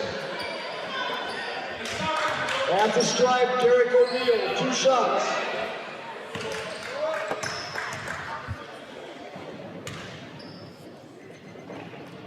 First free throw, up and in. O'Neal's been one of those consistent offensive presence for Modesto tonight. He's the leading scorer with 15 as Mike Wood comes out in replacement of Traylor, and I believe the Vikings are just putting some good free throw shooters on the floor now. Second free throw attempt as O'Neal shows off that little hole he has in the left elbow, the left armpit of his sleeve, and he makes it a 12-point game here. And with that, I believe Modesto will take another timeout, so they're going to play this one all the way through. You got to respect it. 12-point advantage for the Vikings here, 74-62. 44 seconds remain here in the second half of the first half of our doubleheader on DVC Vikings Live.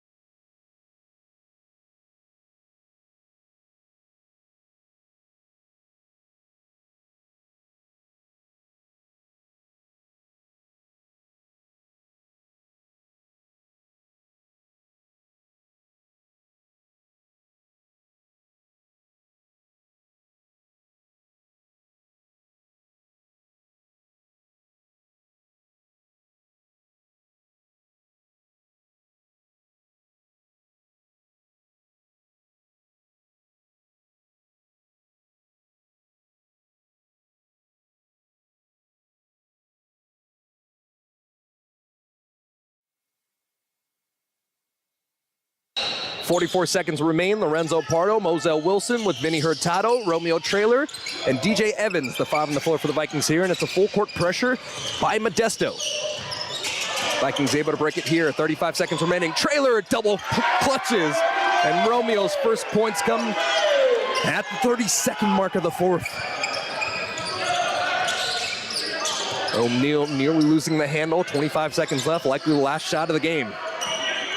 Hadway working down the baseline. The extra pass.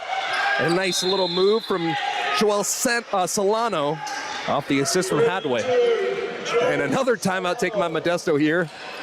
Well, we'll keep it here and just kind of give you some final stats as Modesto is content to close this one out, and you got to respect it. You got to take every single moment here, especially coming in as Stu Welsh has taken over the helm as the interim coach here for the Pirates. So if the final 16 seconds remain the same, Modesto will fall to 4-20 on the year, 1-11 in Big 8 play, and the Vikings will advance to 10-13 and 6-5 in Big 8 play. So the magic number to get to is around that 500 mark. So the Vikings getting a little bit closer to there. If you get to around 500, you have a chance to make it in the playoffs.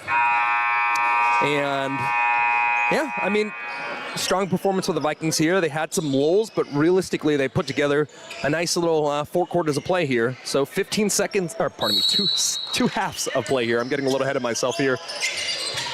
Lorenzo Pardo walking alongside the baseline, finds Traylor, back over to Pardo.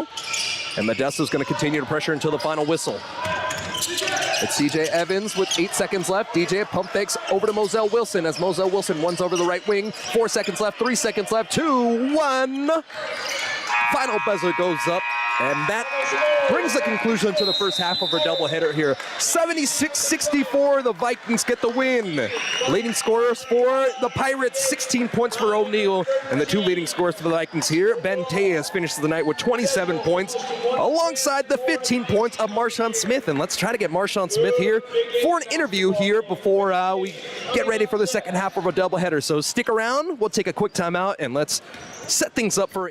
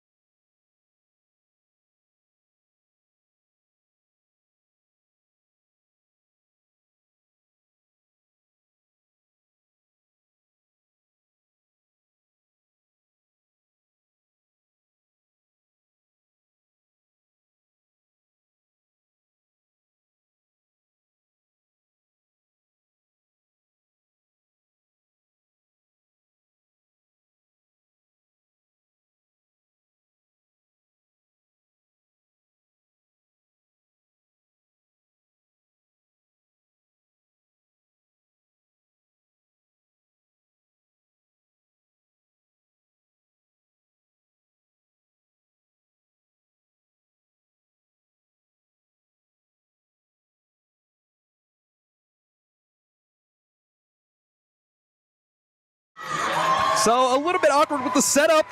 Trust me, Marshawn is a lot taller than me. I'm only 6'1". This man's towering over me, but the little bit of a setup we got here, hey, we're bringing you the interview. So Marshawn, you finished the night with 15 points, but it's not necessarily the scoring we want to talk about. It's one, you're looking pretty healthy, man. I'm so happy to see that ankle getting going. Man. Back to normal. Yeah, well, I'm glad to hear that. Back to normal. That's terrific. But more than anything, we talked about this and we've used this phrase so many times.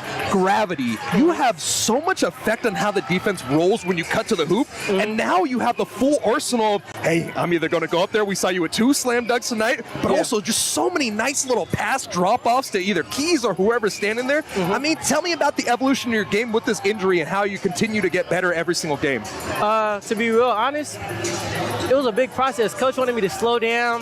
He was trying to get me to work through the game because when I was fully healthy, at first I was kind of just going to the baskets, going like off athleticism. I had a chance to piece my game together. Yeah, absolutely.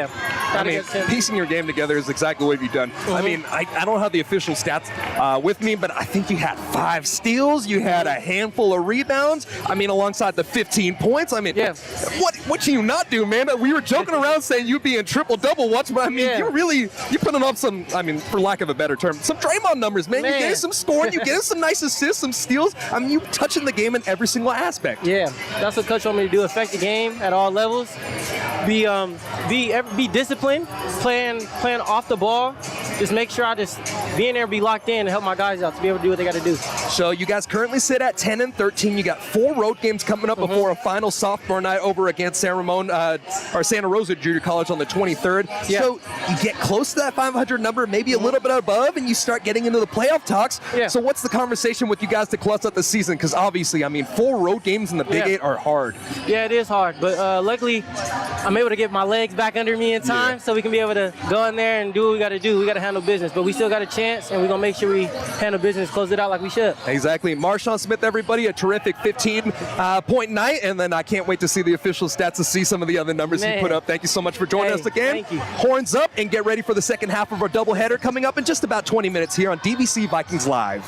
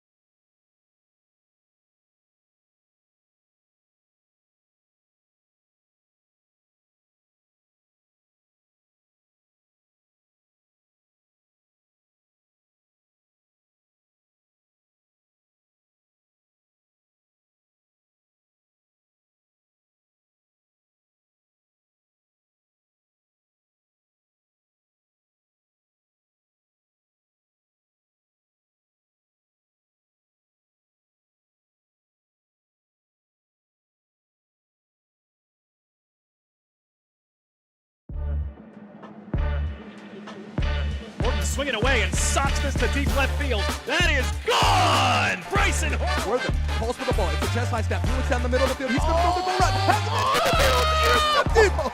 Intercepted to get it down the far sideline. He steps out of bounds right at the line of scrimmage. And that's how you cap the game up. Jabril White called game on his third interception of the evening. Sierra Smith quickly worked around, feeding the hot hand. Jasmine got it! 3 threes for number 23. He finds Edwards. Edwards needs to get the shot up. Pulls up a deep three. Able to knock it down. The counter-attack. Here comes Carla Ramos forward looking for Noelle Lemus. She's gotten by the last defender. Bounty comes out. Noelle drills the keeper. Lemus. And that is a DVC victory. The Vikings are champions of California.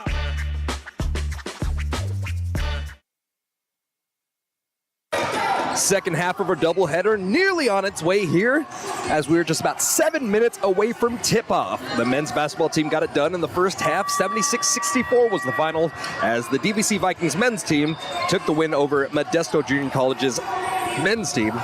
And so this is a little bit of a different story on the other side. So in her third year, Rachel Finnegan leading this team to a 12-11 record, 5-6 in Big 8 play. And this is a team that's really starting to find their groove. A very spectacular win against CRC. That was 60-46, and then a dominating victory against the bottom team in the Big 8 and ARC last week, 61-43. And so for Modesto, they were dominant the whole entire way through against that game against American River College. They opened up a double-digit lead about midway through the first quarter, and it was only briefly let up while ARC only really had they had 4 points in the last 2 minutes and only 8 points in that first quarter. And I mean, Modesto did everything right. They were dominating the offensive boards. I mean, they were plus 17 and they forced 11 turnovers, and they had 33 more shot attempts. I mean, that just speaks to the volume of what was going on. We've seen ARC this year. They are a one ball player dominant team, and Mancuso did lead the team with 28 points, but nobody scored more than 6 points. So Modesto got it done. They had 4 players and 10 points. They took care of business where they needed to take care of business, and they're coming to this one looking to stay above the 500 mark as they're currently 12-11, but they're 2-6 on the road. It's really been on the road where they've struggled this year, where they've taken care of business at home, where they're listed as 7-4, but they hosted a tournament of their own, so they're really 10-5 at home this year. On the other side, it's the Vikings coming in, and they are up and down. They've been down for a little bit, especially since the loss of Tegan Gaines. And, I mean, the Vikings are just trying to carry on some momentum that they got through the Sacramento City College game, and then they played a tough one against Folsom Lake College last week, so that was a 70-61 final. The Vikings missed a few shots and had some tough defense throughout the first 4 minutes of play, but it was a lefty hook by Sky Parker that gave the Vikings their first score in that first quarter. And FLC built a 10-point lead early, but in the second quarter, the Vikings were able to really stay in a game, cutting down the game to 2 possessions before a little bit of a late run by the Falcons, gave them a 31-34 advantage at the halftime. And in the second half, I mean, the Vikings scored 16 points in that third quarter. That's not the issue. It's the defense that was the issue. 30 points made, and a lot of that was by Corey Harrison, who's arguably one of the best players in the Big 8. She finished the night with 29 points, 12 rebounds against the Vikings, and they just couldn't stop the penetration in the paint, and that's something that the Vikings are going to have to check out for this game. In the fourth quarter, after trailing by 21 at one point, 61-40, the Vikings fought all the way back to hold Folsom Lake College to only 9 points in the fourth quarter, but it was too little too late, and the final of that one was 61-70. And this is a game that the Vikings have really had circled on the calendar for a while. In the first game, the Vikings they fought hard. They fell behind early on. It was 19-11 after the first half, or after the first quarter, and then it was a 19-16 quarter. So at the end of the first half of play, it was 27-38. So it was one of the games where they were behind, and then they really fought back in the fourth quarter. They had a tremendous fourth quarter. It was 18-8. And if you look at it and you break it down to everything, the Vikings were literally a couple of free throws away from it. At the end of that game against Modesto, they went 9 for 17 from the free throw line. I mean, you're leaving 8 points from the free throw line in a game that is so close. You got to want that one back so badly. They've been converting a little bit better from the free throw line in the last game where they went 18 for 26. Sky Parker getting in there, getting it done from the free throw line has been part of the issue because Parker's really just been the focal point of the Vikings' offensive game so far this year. And, I mean, I think the Vikings are going to need to make a big adjustment tonight because on the other side, you got two 6'1" players in Krista Anderson, and then more than anything, it's Mary Cotton. So Cotton was, I mean, a heck of a scorer. You saw her last year for San Joaquin Delta College, and obviously San Joaquin Delta has been a premier program in the Big 8 for a very long time. She was averaging 13.7 points per game and 9 rebounds per game for San Joaquin Delta, but ended up transferring over to Modesto College this year because, as you saw in the first half, Cotton is her brother. So wanted to play at the same school as her brother, so she transferred over here to Modesto. And, I mean, she's been absolutely special once more, averaging 15.4 points per game, 9 rebounds per game, 5 assists per game, and she has 53 blocks and 65 steals on the year. I mean, she leads them statistically in points per game, rebounds per game, offensive rebounds, assists, blocks, and steals. I mean, what more can you ask for a player like that? Yeah, it's really just like all-around type player, really the focal point of the team, and that's going to be important for DVC to focus on, as if they can maybe get her a little bit off-tempo, a little bit out of rhythm, it stops Modesto from converting at such a high percentage. Yeah, and last time around, the Vikings did make her a volume scorer. She had 18 points on 6 of 22 from the field, but she did have 10 rebounds, 6 assists, 3 steals, a block, and 2 turnovers. So I think the Vikings do have a game plan there. If you let her take 22 shots and she's only knocking out 6, I mean, you'll live with it. So on the other side, though, obviously the Vikings still trying to find some rhythm with Tegan Gaines out. Gaines was giving the Vikings 13.6 points per game alongside 7.1 rebounds. And, I mean, it's not like the Vikings are bad without Gaines. I mean, yes, the record says one thing, but this is a team that can really put together. It's a very talented roster, despite the fact that you lost your best player. And I'm really interested to see what game plan attack that the Vikings really bring out there, especially after dealing with such a dominant, tall player in Corey Harrison last week. I mean, it kind of gives you a preview into what's going on and what you'll see out of Mary Cotton tonight. So with that, it'll send us to our starters here with about 43 seconds left between games before the starting announcements on the floor. And we'll start with the Pirates. So Michaela Vaughn, the 5'4" guard out of Ripon. She's a sophomore, giving you 6.3 points per game. I mean, a pretty decent performance last time against the Vikings. 8 points, 2 for 3 from beyond the arc. She's somebody that you got to watch out for. At another guard, it's the 5'7" freshman guard out of Pittman, number 3, Abigail DeGrazia. She gave Modesto 13 points last game, so you got to really watch out as she's starting to get her offensive game going. At another guard, it's the 5'10" freshman out of Georgie. It's number 21, Sarah Davis, the second leading rebound on the team with 7.4 rebounds per game. At a last guard, it's the 6'1" sophomore from Lothrop. Of course, it's Mary Cotton, who we were talking about before, leading in nearly all statistical categories for this team this year. And the big woman inside, the forward/center, the 6'1" sophomore from Oakdale. It's number 11, Krista Anderson. Rebounding will be at a premium tonight, especially because of the size that Modesto brings down on the floor. So let's see what the Vikings have in store tonight in terms of that category. So on the other side, for the DVC Vikings, dropping out of the top 15 for the first time in a very long time. They were in that top 15 in Northern California for a while, but obviously a bunch of losses here and there will knock you out there. They're still receiving votes, so they're still within the contention there. Led by third-year head coach Casey Waters and second-year assistant coach Sam Garski. They'll set up a lineup consisting of a point guard standing 5'4", the sophomore out of Las Lomas. It's number 1, Izzy De La Cruz, leading the state in assists since conference play began, second in total assists in 3C2A play, giving you 7.3 assists per game. Izzy De La Cruz just lighting up the board in a bunch of different categories, coming off a 10-point performance with 7 rebounds and 4 assists as well. Filling in the starting position at the shooting guard position, it's Grace Oakley, the 6'5" freshman out of Bishop O'Dowd. Grace has been, I mean, in spurts, a nice outside shooter, but consistency has been a little bit of her issue going so far this year. At another guard, it's the 5'7" sophomore from Alhambra. It's Lexi LaPerry. Lexi LaPerry struggled from the field, only going 2 for 10, but she finished the night with 11 points because she was able to get to the free throw line so many times at the end of that Folsom Lake game. So I expect to see Lexi, even if she does struggle from the field a little bit, to really get her game going from the free throw line.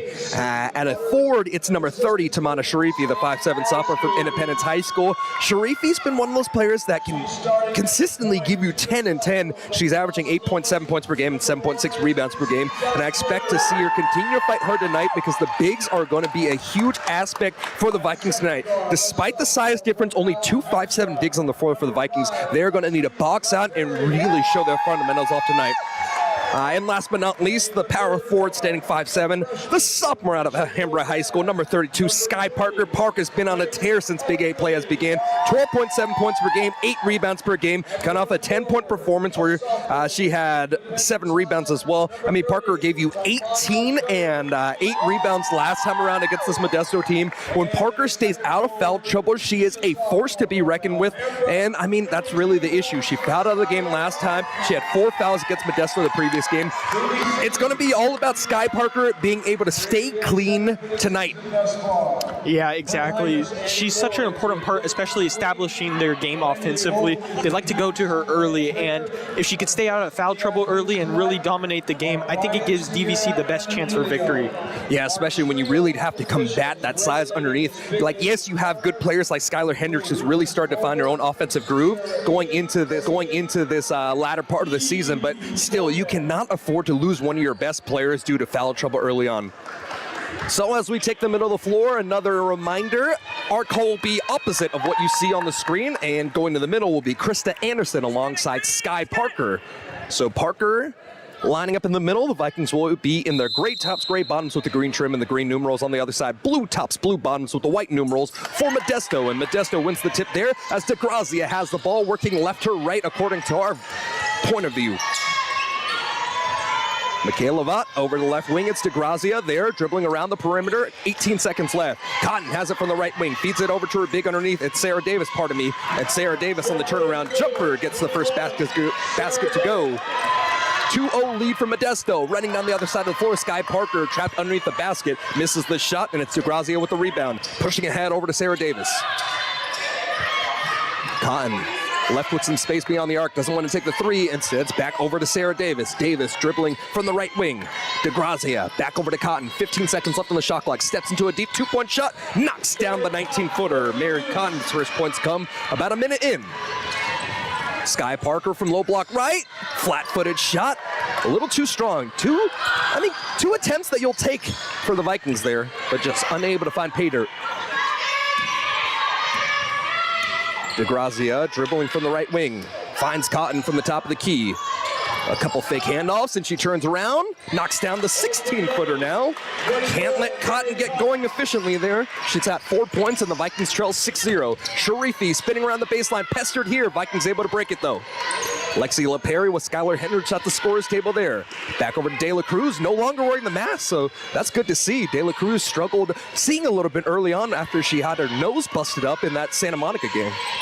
Driving down the lane, stops 14 feet out. The floater too strong, offensive rebound, flat-footed shot.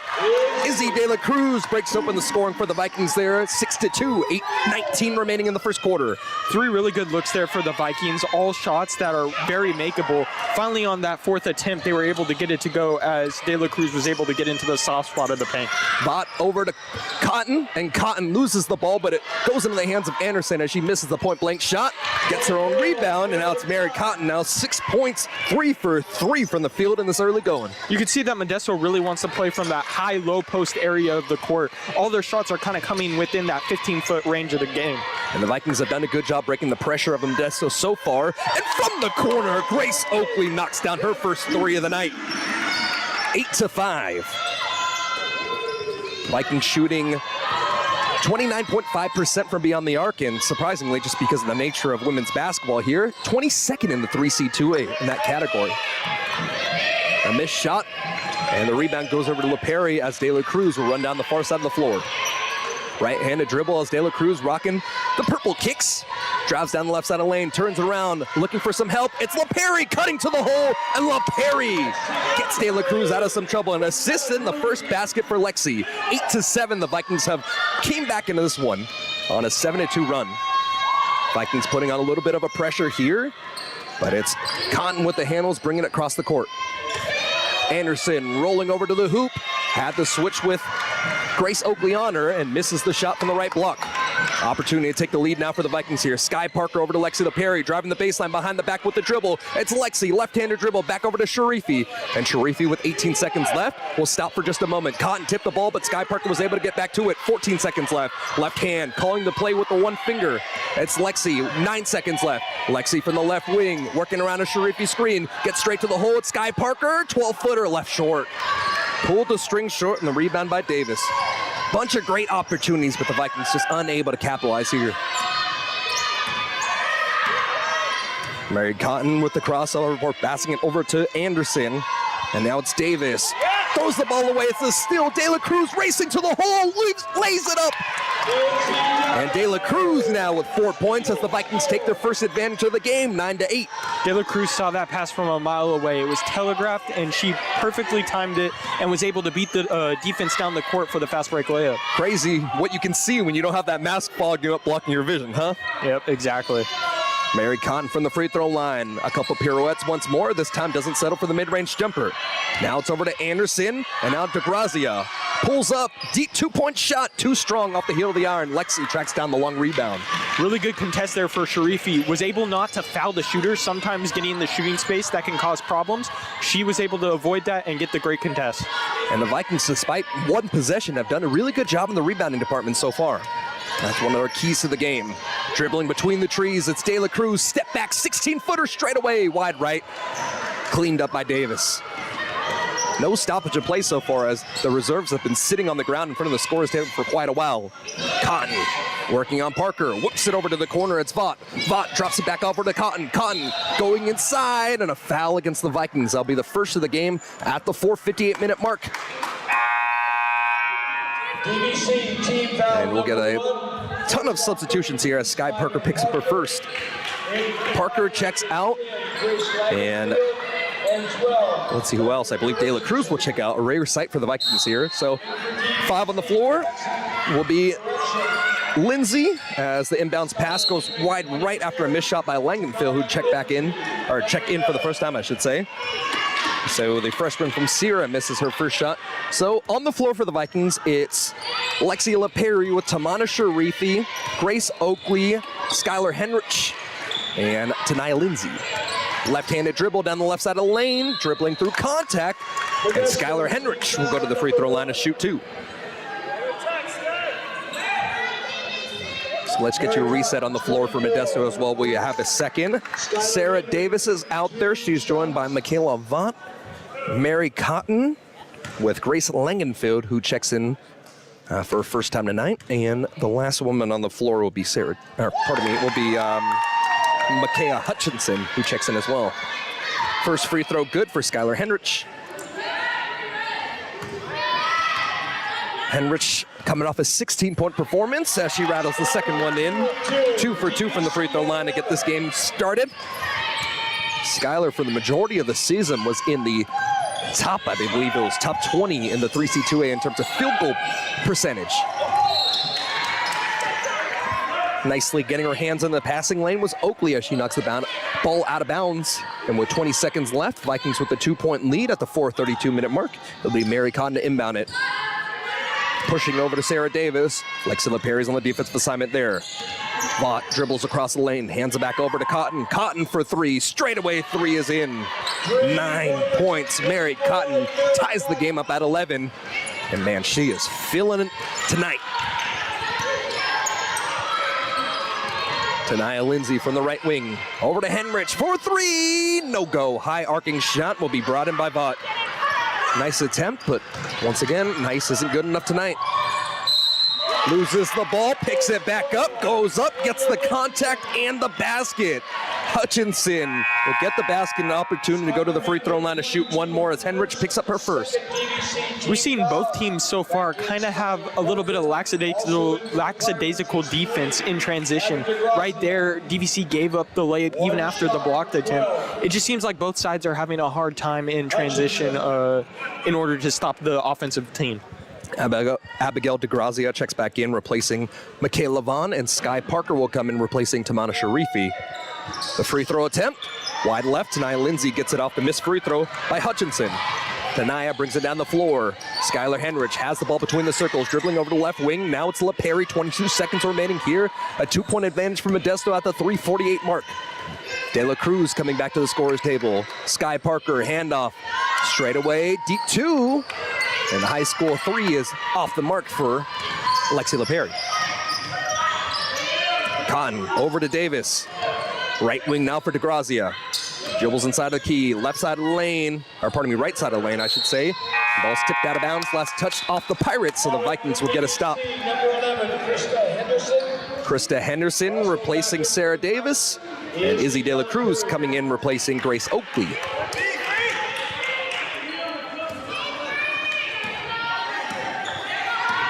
De La Cruz clamping her hands as she runs down the floor to call the play. That's Lexi LaPerry, dribble handoff over to Henrich. Now it's Tanaya Lindsay, braids flowing in the wind. And a travel by Tanaya as she passed it over to De La Cruz. Turnover on the Vikings, and the game stays 13-11 here, 3:11 remaining.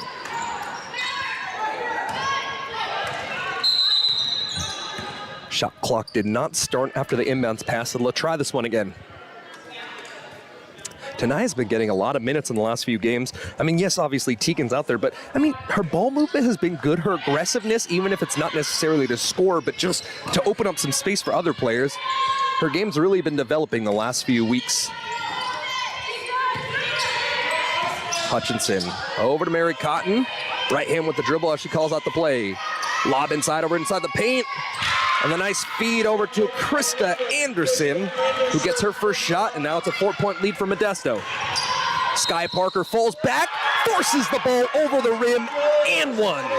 Skylar Parker's first shot comes in style, and she'll have an opportunity to cross the tee on a 3-point play. And like we said earlier with the transition defense and the transition offense, Sky Parker was able to kind of get behind everybody and sneak in there, and that allowed her to get the defense off balance and draw the and one and convert the free throw. 1-point game here as Modesto has the advantage. 3 points by Skylar Parker to get her scoring night started. Langenfield rotates Hutchinson. Now inside the post, it's Anderson.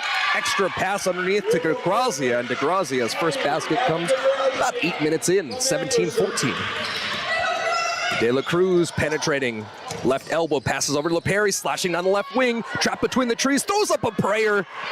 And did well even just to hit the backboard. Cotton doesn't take the 3-point shot from the left wing. Instead, a feedback inside. 2 nice assists as Cotton has assisted on both of the Anderson baskets here, 19-14. You can tell Modesto's really executing their game plan. Every single time they get a great shot, it's at the block. That's where they want to play, and right now they're controlling the pace of the game. And that's where you can take advantage of your size. LaPerry from the left wing. The Vikings have knocked down 1 3-point shot. And 8 seconds remaining here on the shot clock. Between the legs with the dribble, it's Lexi getting inside on the big. Pump fakes, drops it off over to Henrich. Henrich doesn't get the shot up. A terrific 30 seconds of defense by Modesto there. Being able to rotate, the Vikings used quite a bit of time to set up that play, and it was effective at the end after the buzzer, but just not something you can really give up there. And now the Vikings in the last 1 minute and 30 seconds have an opportunity here as both the bigs, Anderson and Cotton, go to the bench. Or pardon me, it wasn't Anderson, it was Langenfield and Cotton going to the bench. Also 22, Amira Manning. Amira Manning comes in, over to Grazia, going down the baseline, the extra pass over to Manning. She overshoots it all, but gets her own offensive rebound. And Manning gets her first 2 points here, checking in. Now it's a 7-point advantage for the Pirates. 10:05 remaining. Lexi running the offense here, allowing De La Cruz to work off the ball. Lexi dribbles past the big, and the nice little flip shot to get the basket to drop. Filling the cup there, getting past Anderson, it's Lexi LaPerry. DeGrazia to Amira Manning. And now it's Krista Anderson. 43 seconds remain here in the first quarter of play. Driving the baseline, step back mid-range jumper, missed by Davis. And a jump ball on the floor. Possession arrow will go to the Vikings here. And in this situation, I mean, you'll live with the jump ball because in 37 seconds, you'll get it back. Not the worst situation here. 7.4 second game clock, shot clock difference here. The Vikings will not try to go for a 2-for-1. One shot held up by the hand of De La Cruz as she walks down the floor. De La Cruz between the circles, top of the key now, it's Sky Parker. Bounce pass to Sharifi. Sharifi turns around, 14 seconds left, right-handed dribble, right-handed hook shot, left short. Anderson cleans it up once more. 14 seconds left, and likely a final shot taken by Modesto here. Rotation goes to Vaught. Backs away with 5 seconds left. Pass inside of the paint, it's Anderson, turnaround 12-foot jumper, hit the back of the iron and curls in. Anderson finding her groove as of late, and Modesto breaking up in a run at the end of the first quarter to make it 23-16 after the first 10 minutes of play. The Vikings played some good defense early on, but the penetration and size of Modesto showing itself off here. A hole to dig out of as we get into the second 10 minutes of play on the other side of the break here on DVC Vikings Live.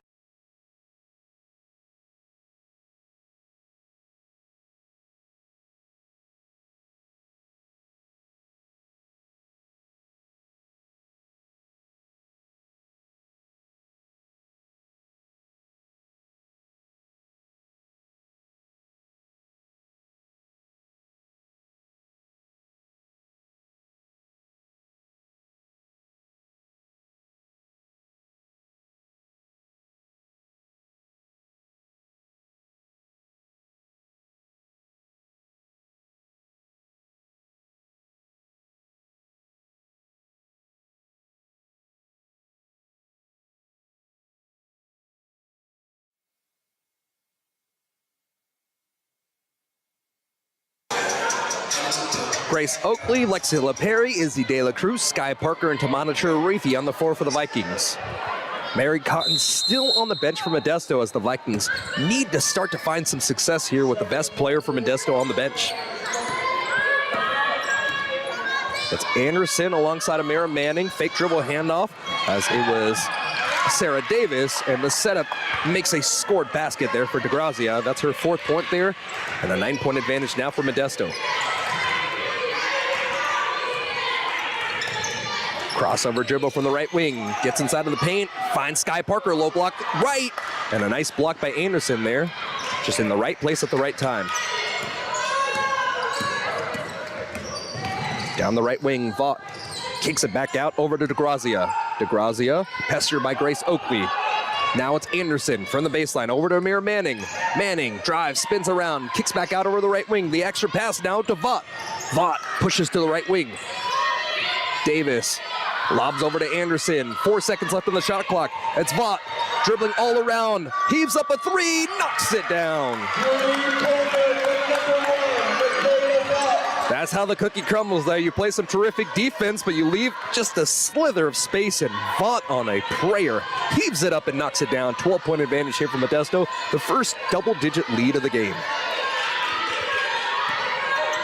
Grace Oakley rotates back around to De La Cruz. De La Cruz has the ball knocked out of bounds off the fingertips of Vaught as she got her hands in the passing lane. DVC is kind of having a hard time in the half court finding open looks, finding open lanes, and it's causing them to take tougher shots than Modesto on the other side. Lob over to Parker. Parker from the low block left, and from the block extended, I should say. It's back to a 10-point game. Vikings have had quite a few opportunities for Sky Parker here tonight. She missed the first 3 attempts, but has really started to find her rhythm. Over to Anderson. Pardon me, it's actually Davis who fakes the handoff, turning around jumper, cleaned up by Sharifi. Long pass ahead. De La Cruz over to LaPerry. LaPerry showing off the handles for a moment before she brings it back over to midcourt. Mary Cotton at the scorer's table for Modesto here. Vikings looking to execute one nice little play here to try to get back into single digits. And it's De La Cruz cutting down. Extra drop-off pass, the foul, sending Sky Parker to the free throw line. That'll be the first against Anderson and the first in the quarter against Modesto. Parker did a really good job sliding down to the block as De La Cruz came into the paint. It drew the defense in, and she kind of found the soft spot where she was able to get fouled as the only way to stop her. So on the floor, it's Vaught join alongside Anderson with Cotton checking back in. First free throw off the heel of the iron for Sky Parker. She's 1 for 2 now. And the last players on the floor, Sarah Davis with Michaela Hutchinson. Malia, pardon me, Hutchinson. A little bit of dyslexia flaring up there. And the second free throw attempt, nothing but net for Sky Parker. 2 for 3, and it's back to a 9-point game. Vikings needing a little bit of push here. Vaught rotates around to Hutchinson. Now it's Cotton from the right wing. Cotton continues her tremendous night. 12 points for Mary Cotton. I don't think she's missed a shot tonight. De La Cruz springs free. LaPerry for three. LaPerry heel the iron. Sky Parker inside trying to fight, but too much size. An extra 5 inches by both players there at the block getting the rebound. It's Cotton who comes away with it. Hutchinson throws it ahead. It's stolen by De La Cruz. The ball still down the floor, stays in bounds, finds Oakley. Oakley with the scoop and in. A terrific job. De La Cruz almost playing soccer there. Had the ball knocked away, stayed in bounds, showing the footwork. And it's back to a 10-point game. Anderson dribbling over to the block. Anderson, man, just way too much size. She's got 8 points now. 6'1" is a long ways up here on the floor tonight. Parker getting to work on Anderson. The hook shot inside, misses. Offensive rebound by Sharifi. She brings it back out. De La Cruz now cutting to the hole, using the glass off the scoop. Terrific job by De La Cruz. 33-23, and she got some contact on top of that. Vaught will pick up the first, and that's the second on Modesto here at the 6:32-minute mark. That play was really made by Sharifi's ability to set up that dribble handoff play. It's not really a screen, kind of a moving screen though, and obviously De La Cruz was able to use her speed to her advantage and able to kind of get that look off the glass. De La Cruz now with 7 points, 24-33 as the Vikings bring it back down to single digits. Hutchinson from the right wing, eyeing down the floor. She'll dribble around the perimeter before passing over to DeGrazia. Sarah Davis over to Cotton, pump fakes from three, gets to the baseline, 15-footer, and still perfect on the night. 14 points for Mary Cotton, and it's back to a double-digit lead. 11 points is the advantage for the Pirates. De La Cruz, fancy dribbling, breaks her defender down, gets to the right block, doesn't get the shot to drop, but another couple opportunities to shoot from the line for De La Cruz. The handles of De La Cruz have been on full display tonight. Third foul against Modesto here. As Hutchinson picks up her first foul, she'll be replaced as Michaela Vaught comes back in. Full extension on the form, holding the shot, and it's an 8-point now for Izzy De La Cruz.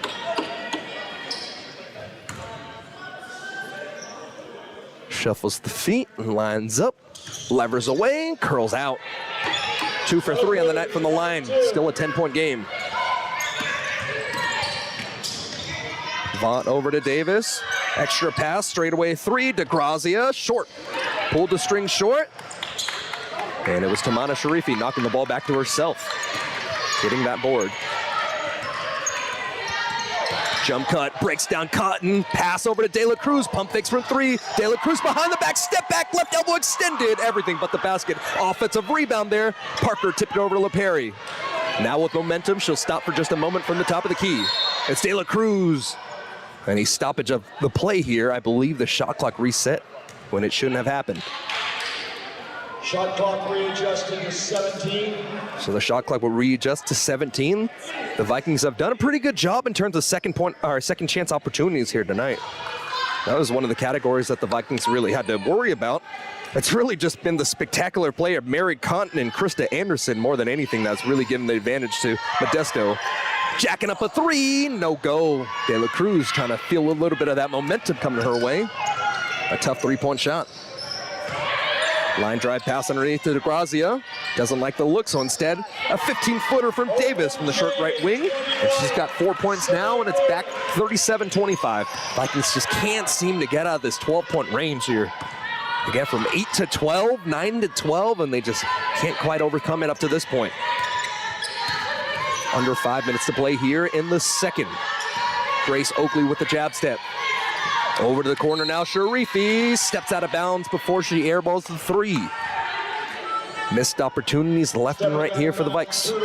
You see one of those almost every single game here. That line, it gets a little bit weird for the players' eyes. They can't really adjust it. Usually it's the opposite team, but right there, DVC. Straightaway three, too strong. A nice rebound attempt there by Sharifi as she tips the ball over to Parker. Nice box out against the 6'1" Anderson. Tamana from the left wing now. Rattles out. Oakley with the offensive rebound, but the block underneath by Cotton there. 54th block on the year. Mary Cotton's been a menace in the paint. Cotton dribbles inside, extra pass to the corner. Davis steps out of bounds. I don't know if it was actually a step out of bounds or a carry, but a turnover regardless. In for the Pirates, it's 10, Grace Langenfield. Langenfield comes in replacing Anderson, and Sky Parker will come out as Henrich comes back in for the Vikings. 37-25. 3 fouls on the board for Modesto here, so let's see if the Vikings get aggressive in the paint, start getting some contact and going to the line. Oakley drives underneath, has the ball knocked away, able to find Sharifi from the right wing. Sharifi! 3! Tamana struggled in Big 8 play from the on the arc, despite the fact that she was shooting upwards of 50% early on in the year, but a basket when the Vikings needed it most there, and the lead gets cut down to 11 now. Pardon me, it's actually at 9 as Cotton will dribble to the left elbow. Straightaway triple, and DeGrazia answers right back.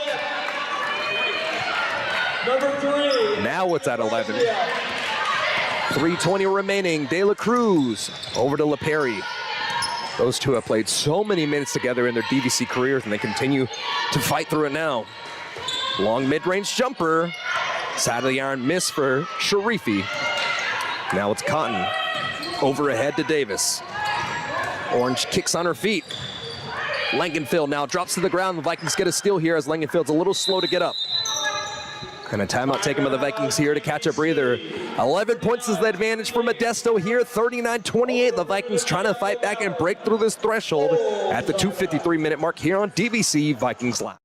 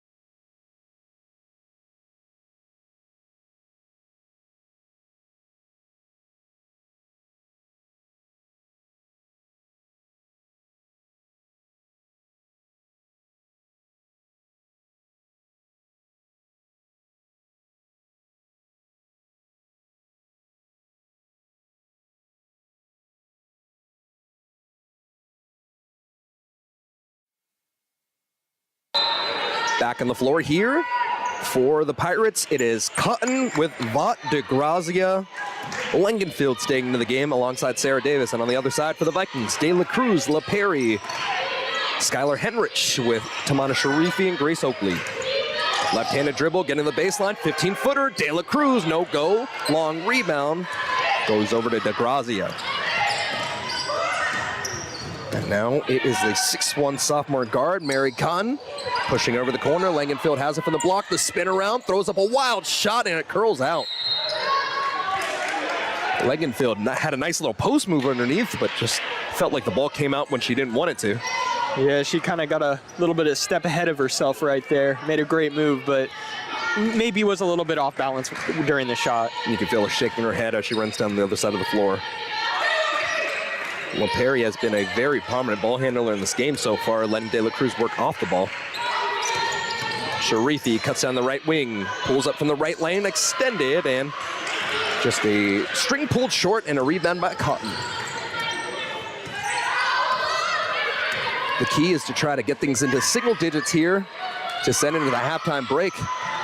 And a wide open three-pointer shot that's missed by Vaught will be another offensive rebound over to Cotton now. Sarah Davis whipping underneath the basket, and the pass went straight down the baseline line, out of bounds. Vikings kind of switching up their defense. They started off the game in a more woman-to-woman, and now they're more in a matchup zone where they're trying to, I think, force Modesto to take more outside shots. Now Modesto has hit some, but I think it's better than getting the ball into the post every single play. Yeah, Modesto shoots at about a 28.4% average here from beyond the arc. They are a decent outside shooting team in the the 3C2A. But I think more than anything, it's energy. As the sharp pass goes inside, Grace Oakley now with 7 points. Terrific feed from De La Cruz. Now it's 9 points. Vikings have gotten to this mark. Let's see if they can hold it. Anderson, who comes back in the game, passes to Langenfeld, and now it's Cotton, ball overhead. 13 seconds left. Cotton with the jab step, has Oakley on the defender. The runner inside, and that's her first missed shot here. Nearly 19 minutes of perfect play by Cotton there as it finally stops. 54 seconds left on the shot, or on the game clock, and it's De La Cruz with the ball from the left wing. Over to the corner, LePerry doesn't take the three, instead the scoop shot, changed her shot underneath, and Sky Parker gets the contact, going to the free throw line for her 4th and 5th attempts of the game. 24, Mary Cotton picks up her second. And Mary Cotton will pick up her second foul, so that's something to watch out for. If the Vikings can somehow find a way to get Cotton fouled out in this one, that will change the entire trajectory of this one. Sky Parker now 2 for 4 as she pulls the string short on the free throw attempt. That'll be a roughly 15-second shot clock, game clock difference. As I don't know what was on the floor, the athletic trainer is going to come and clean it up. I don't think that's in the job description, but you'll be grateful for it regardless. Always being willing and ready. Yeah, there you go. Sky Parker on her second attempt. 0 for 2 in this drive. And so it's still a 9-point game, still within single digits. Michaela Vaughn and Mary Cotton trying to change that, however. DeGrazia from the left wing doesn't take the three, instead of rotation back around. Cotton from the left elbow extended, underhanded shovel. DeGrazia has it. Now it's Vaught feeding inside to her big. Anderson working against Sky Parker. The turnaround, Jay rattles out. And the Vikings get it. Opportunity to take the last shot as De La Cruz running down the far side of the floor with 13 seconds left. Lexi LePerry, ball overhead, back over to De La Cruz. 8 seconds left. The crossover doesn't take the three. Instead, it's Henrich, delivers back over to De La Cruz. Fade away from the left side. No go. Hey, live to fight another day. The Vikings were able to close that advantage here in the first half, and they keep it at 9. Modesto 39, DVC 30 throughout the first 20 minutes of play. So let's give you some scores from all around. Vaught has 3 points alongside the 7 points of DeGrazia, 8 points for Anderson, 2 points for Hutchinson, 4 points for Davis, 2 points for Amir Manning, and let me count this one up. 1, 2, 3, 4, 5, 6. 6 for 7 from the field tonight for Mary Cotton. She has 14 points for Modesto. She was a volume shooter last time. Now she's getting all her shots to drop. The Vikings need to make something change in the second half to see if they can stop one of the best players in the Big 8. On the other side, Izzy De La Cruz has 8 points as the leading scorer for the Vikings alongside the 7 of Grace Oakley, 4 of Lexi LePerry, 2 for Skylar Henrich, 3 for Tamana Sharifi, and 5 of Sky Parker. And that brings us to a halftime break. Max Aggressor alongside Ryan Shell bringing you the coverage here, and we'll be back in just about 14 minutes for the second half of action here on DVC Vikings Live.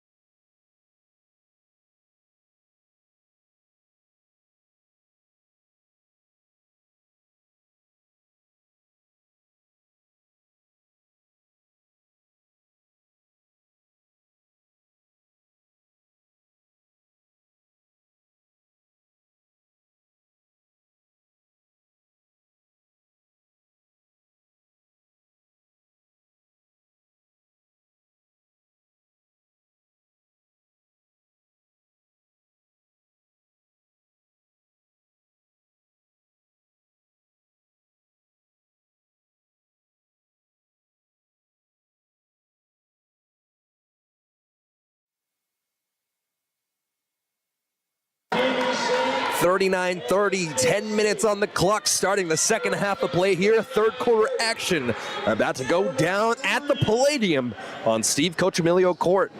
Vikings 13-9 of the year, 3-7 Big 8 play. Modesto 12-11, 5-6 in Big 8 play. Vikings able to cut the lead down to single digits, and let's see if they can continue digging in and eventually see if they can come on top here. A 14-16 second quarter sets up the situation here as the Vikings set out their starters. Oakley, Skylar Parker, De La Cruz, Sharifi alongside Lexi LaPerry. Step back 18-footer from the short left wing. And De La Cruz gets into double digits for the Vikings' first player there. She's got 10 points now, following up her 10-point performance last game. De La Cruz has really done a great job all night, just being able to create space for herself and get good looks right there, converting on the 2-point jump shot. Yeah, one of the key differences tonight is De La Cruz has played a lot off the ball, as LaPerry has been a primary ball handler for the Vikings tonight. On the other side, it's Vaught dribbling, trying to get it past De La Cruz, but the one in gray ends up winning that matchup. Inside, Anderson turns around. Nice 30 seconds of defense as Sharifi closes out and forces a tough shot from Anderson. So it's Anderson, Cotton alongside DeGrazia, joined alongside Davis and Vaught. Those are the five on the floor for Modesto. Flat-footed shot, good closeout by Anderson as Skylar Parker misses her first shot of the second half. 7-point game at this mark. DeGrazia comes out working between the circles. Right-handed dribble here as she whips it left elbow over to Cotton. Cotton shovels. Davis for three, curls out. Grace Oakley gets the rebound. Oakley stops her dribble. De La Cruz comes to pick it up. And what looked like the pressure for just a moment from Modesto, but he dropped back into a half-court defense. Izzy De La Cruz changes the speed, the scoop, and it's in. All four of DVC's points in the half have been De La Cruz. 39-34. Michaela Vaught whipping over to Cotton. Let's see if Cotton can get her game going here. She went 6 for 7 from the field in the first half. Sarah Davis over to DeGrazia. DeGrazia stops her dribble from the left wing. Has to rotate back around. It's Cotton with 6 seconds left. Looking to go one-on-one against Parker. Steps into a three. Too strong. Heel the iron. Lexi clears it. And maybe Cotton cooled down during that time off at the halftime break. First shot attempt off the mark. 2 consecutive misses for Cotton. Lexi. Tough shot off the glass and one. Lexi LaPerry with 6 points going to the line to shoot one more. And this is where Lexi starts to get involved. We saw it late in the game against Folsom Lake College. When Lexi can start penetrating, get some contact, she can make you pay from the free throw line. So let's see if this is a trend that the Vikings will continue with. Yeah, the Vikings this half have done a really good job just attacking the paint area and getting these good close looks. Right there, LaPerry before De La Cruz. They're just able to kind of offset the pressure of Modesto's defense. And so the Vikings cut the lead down to 2. A 7-0 run for the Vikings to get the second half started. And at the 7:27-minute mark, Modesto forced to take a timeout. 39-37 here. Vikings bringing it back in the second half on DVC Vikings Live.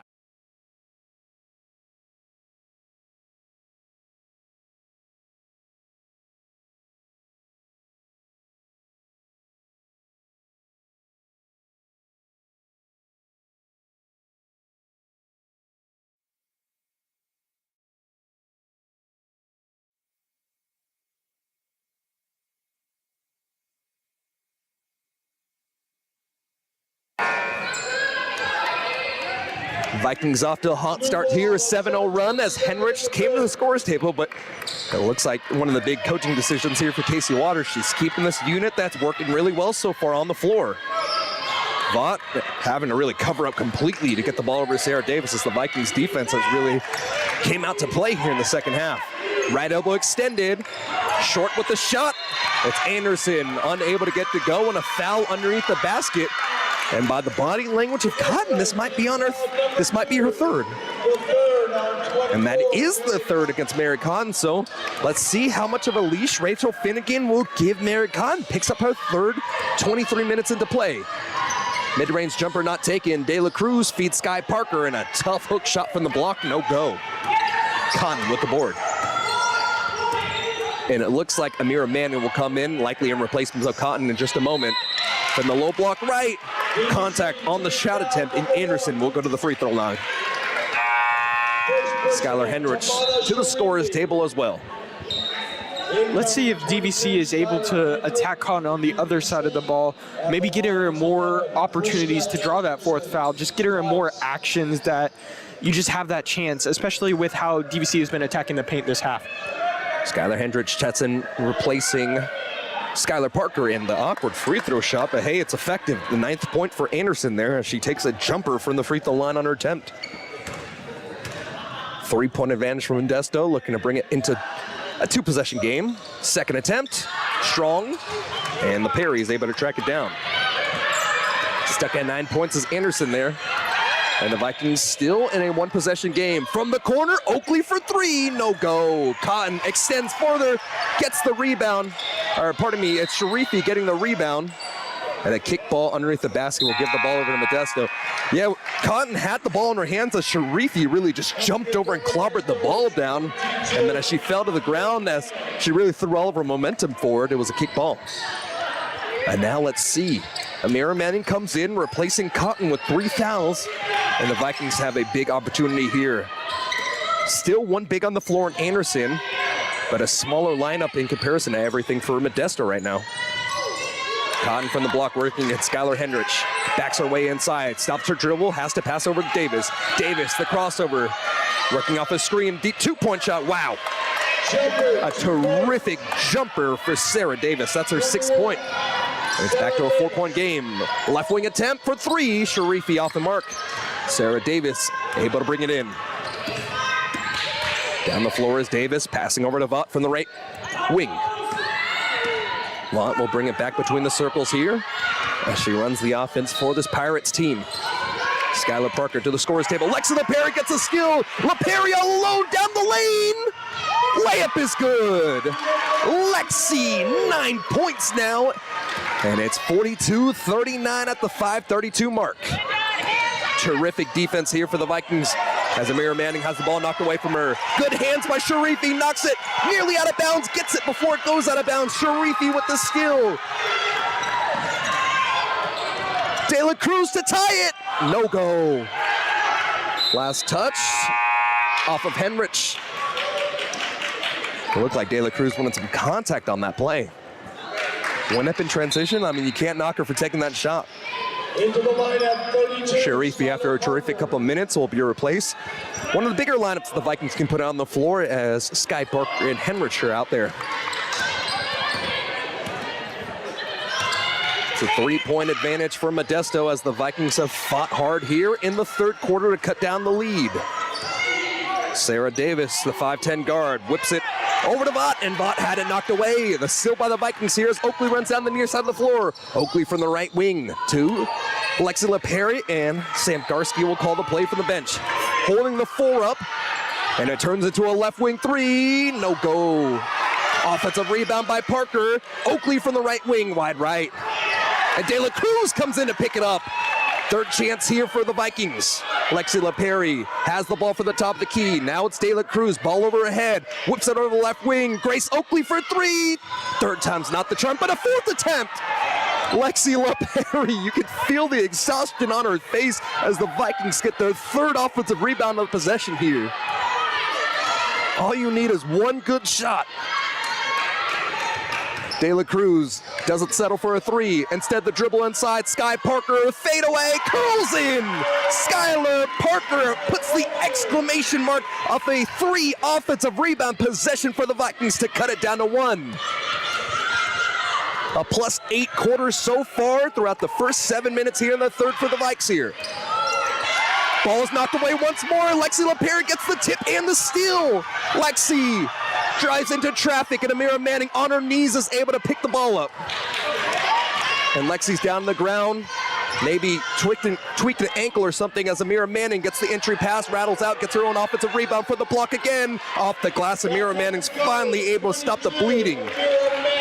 And it looks like Lexi's just exhausted. The Vikings have played such a terrific 3rd quarter here.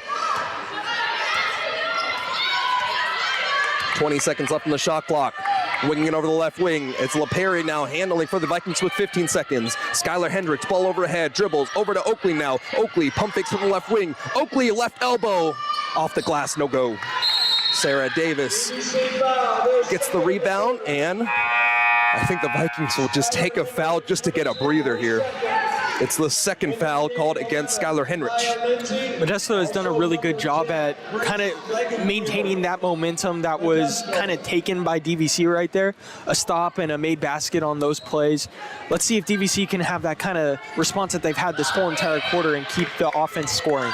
Tania Lindsay will come in, replacing Lexi LaPerry as she is exhausted on the bench here. The trainer is checking her out after getting slow to get up on the last couple plays. Wash behind the basket. Missed the shot was Anderson, but the follow-up by Langenfield as she gets her first basket there. Offensive rebound and the basket. De La Cruz jumps inside the mid-range jumper, no go. Oakley high off the glass, gets the O-board and the putback. Oakley's got 9 points. 12 for De La Cruz, 9 for Oakley, 9 for LaPerry, 8 for Parker. You see the offensive rebounds kind of playing a factor in back-to-back plays between both teams. And that was the advantage for Modesto, as Skylar Parker picks up her second as she aggressively attacks the ball but gets too much body in the way. Second foul, and that's actually the third. Third on the Vikings, second on Skylar Parker. So Parker's done well to stay out of foul trouble tonight.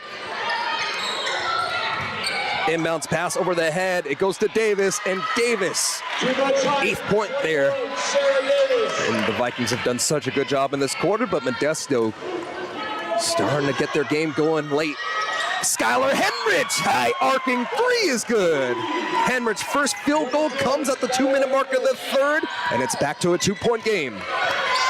De La Cruz playing some stout defense against Davis. Davis trying to drive all the way around the baseline. Has to turn around and give it to Langenfield.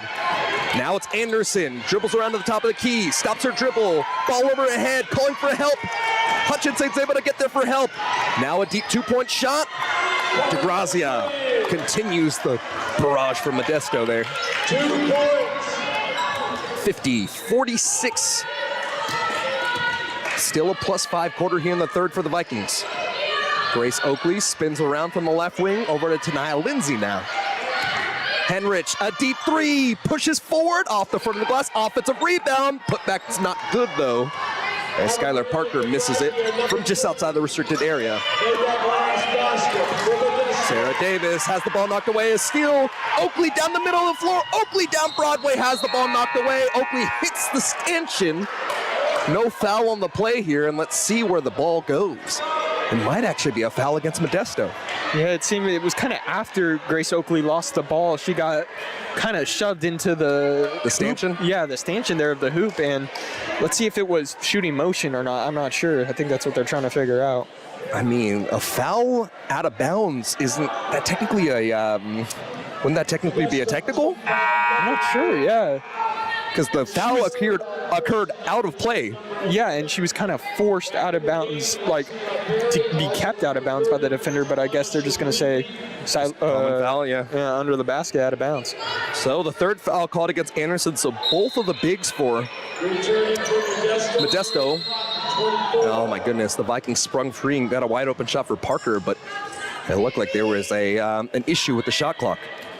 Let's see if the Vikings maybe not necessarily run the same exact play here as they kind of showed their cards on the last possession right there. Yeah, I think you got to change it up. It was a nicely drawn up play. But yeah. So 50-46 is our score here. 56 seconds remaining here in the third quarter. And the shot clock resets to 20. That was the issue there. Izzy De La Cruz chopping it up with her team, trying to set up the offense from the out of bounds. De La Cruz from the left side of the baseline. Eyes down the floor. It's over to Henrich. Henrich for three. Rainbow three is in. Skylar Hendricks with 8 points, and the Vikings cut the lead down to 1 once more. A +8 quarter. Grace Oakley jumping down, cheering her team from the bench. Cotton comes back to the game for Modesto here. Cotton trying to answer. And has her shot changed there. Trapped behind the basket by the Vikings bigs. And now the Vikings have a difference of 4 seconds shot clock, game clock. De La Cruz to handle. Over to LaPerry, who checks back into the game, replacing Oakley. 15 seconds left. Vikings will back it away. Tamana Sharifi dribbles, pulls up a three. Sharifi! 1, 2, 3, splash! Vikings with their first advantage here in the second half, 52-50. 3 seconds remaining, a deep three. Cotton airballs it, and the Vikings with a plus 12 quarter. Wow. Pardon me, plus 13. They trailed 39-30 after the first 20 minutes of play, and the score now goes to the Vikes 20-50. Throw your fours up, the Vikings storm back. Let's see if they have enough energy to close this one out on DVC Vikings.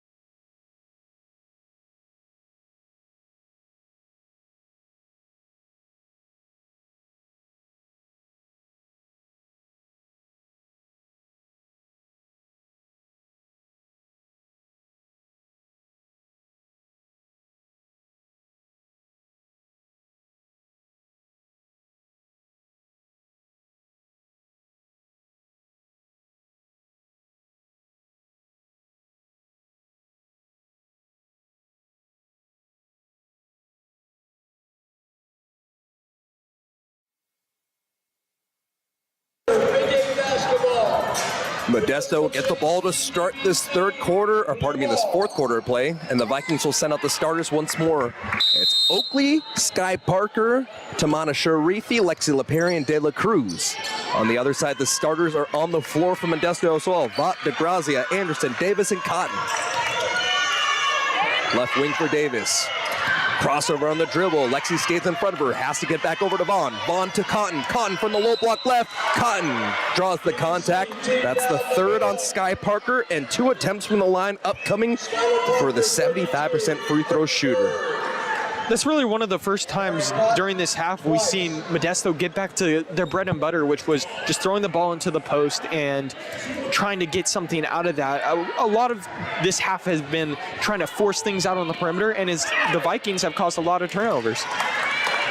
15 points for Cotton now. And I believe Cotton was held off the scoreboard in that third quarter. Wow. Opportunity to tie it up here as the crowd is starting to get involved. 16 points now for Merritt Cotton as she goes 2 for 2 from the line. And we've got a knotted up game at the 9:40 mark. Contact on the drive, and De La Cruz will go to the line. 2 for 3 so far tonight. Opportunity to pick up her 13th and 14th points. Cotton is contesting this. This will be her 4th, and it is. That's the game plan. Yep. And Cotton will have to check out. Wow. Langenfeld comes in. Cotton comes out. And, I mean, you couldn't ask for anything more. Yeah, the DVC Vikings executed. They were able to pick out where Cotton was on the court and, just attack her. That's all we've been saying the whole entire time, and good things happen. And I think you could ask for something more in making these 2 free throws as the first one goes down for De La Cruz. Second attempt, full extension, holds the post, nothing but net, fills the cup. 4 for 5. Izzy De La Cruz, 2-point advantage for the Vikings once more. The last quarter was a 22-11 point advantage there. And the Vikings looking to close out the final 9:30 of play. That's Michaela Vaught. Over to DeGrazia. DeGrazia from the hash. Feeds to the free throw line. Foul line jumper. Davis, too strong. And the offensive rebound goes into the hands of Langenfeld. Langenfeld tied up, and a foul on Sharifi. Second team foul against the Vikings here. And that'll likely be Sharifi's second. No, they're going to call this against... Or let's see. Okay, so it is against Sharifi. I got a little worried a second, thinking that they would call it against Parker, which would be her 4th, but nope, second on Sharifi. Off the inbounds, it's DeGrazia. Finding her big Anderson. Anderson steps up right outside the restricted area. She knocks down a 10-foot J. 11 points now for Krista Anderson. De La Cruz long pass to the left wing. That's LaPerry cutting inside. LaPerry blocked. Terrific job by Anderson there. Leading player on the team with 42 blocks on the year. That's the 43rd, pardon me. That's the second highest. Codden has the most blocks. DeGrazia down the right wing, stops her dribble. Ball's knocked off in the face of Langenfeld, and the Vikings get a steal here. Langenfeld holding her nose as she runs down the floor. It's De La Cruz down the floor. Stops her dribble, working against Vaught. Right-handed between the legs, behind the back. Short right wing jumper out. Still knotted up at 54. To the right elbow, now a deep two. Vaught curls it in. 4 points now as Vaught's three-point shot was actually a deep two at the beginning of the game. And Modesto reclaims the advantage here in the fourth. Deep breath by the Vikings as De La Cruz attacks. Another block, the second in this consecutive, or not consecutive, but in this quarter for Anderson. We're starting to see the height and length of Modesto come into play as the fourth quarter goes on. Every single shot in the paint is very contested. Energy will fluctuate, but height's always going to be there. The ability to get inside those passing lanes and get some blocks. Langenfeld nearly turns it over, throws it in the backcourt, and it is. The officials didn't call it a backcourt violation, but it will still be a turnover off to DeGrazia as she flips it out of bounds. Skylar Henrik comes in. And let's see who she replaces. I believe the rotation has gone Sky Parker instead. The Vikings will send Sharifi out. So on the other side, Skylar Hendricks will check back in. But it's a 2-point game with the advantage going to Modesto here. And this one's likely going down to the wire just like the first matchup did. 56-54, 7:32 remaining here in the fourth quarter of play. The Vikings trailing Modesto by 2 on DVC Vikings Live.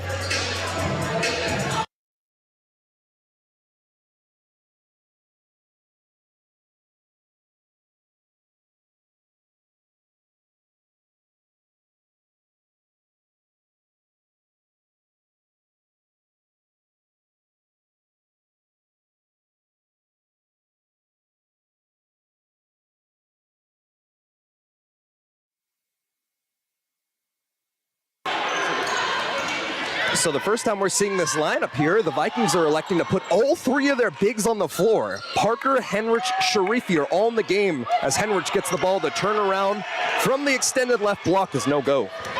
Langenfeld with the rebound. The ball is passed ahead and Davis wasn't quite able to get to the spot. But yeah, this is one of the few times that the Vikings have put all three of their bigs in the game. So the two guards on the floor are De La Cruz and LaPerry, and then you got all the tallest players there to try to combat some of that size. Trying to tie it up or take the lead. It's Henrich down the baseline. Henrich had the ball knocked away.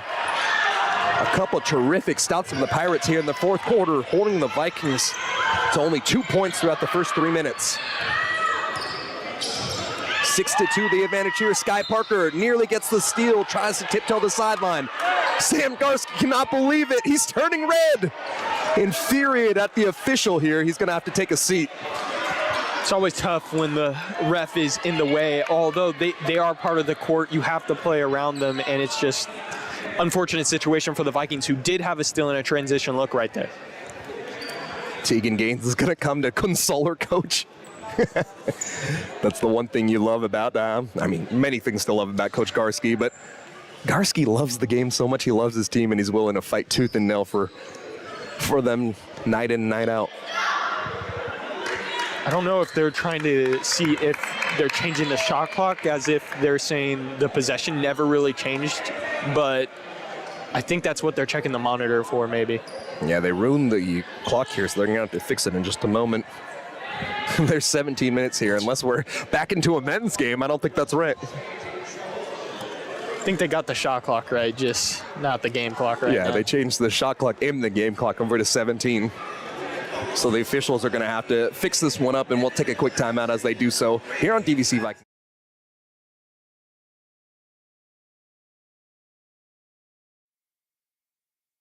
Efficient with their work. 6:46 back on the clock here. Final 6:45 of play here on DVC Vikings Live. Vikings trailing by 2 against Modesto, storming back from a 9-point deficit at the halftime break. Langenfeld hands the ball off to a cutting DeGrazia, and DeGrazia is now into double digits now. She has 11 points, pulling up her 13-point night. In transition, Henrich, another rainbow three. Oh, curled out. That one ejected out the cylinder with some velocity there. 4-point advantage here from Modesto. Cotton coming to the scorer's table with 4 fouls. Grace Oakley coming to the scorer's table for the Vikings as well.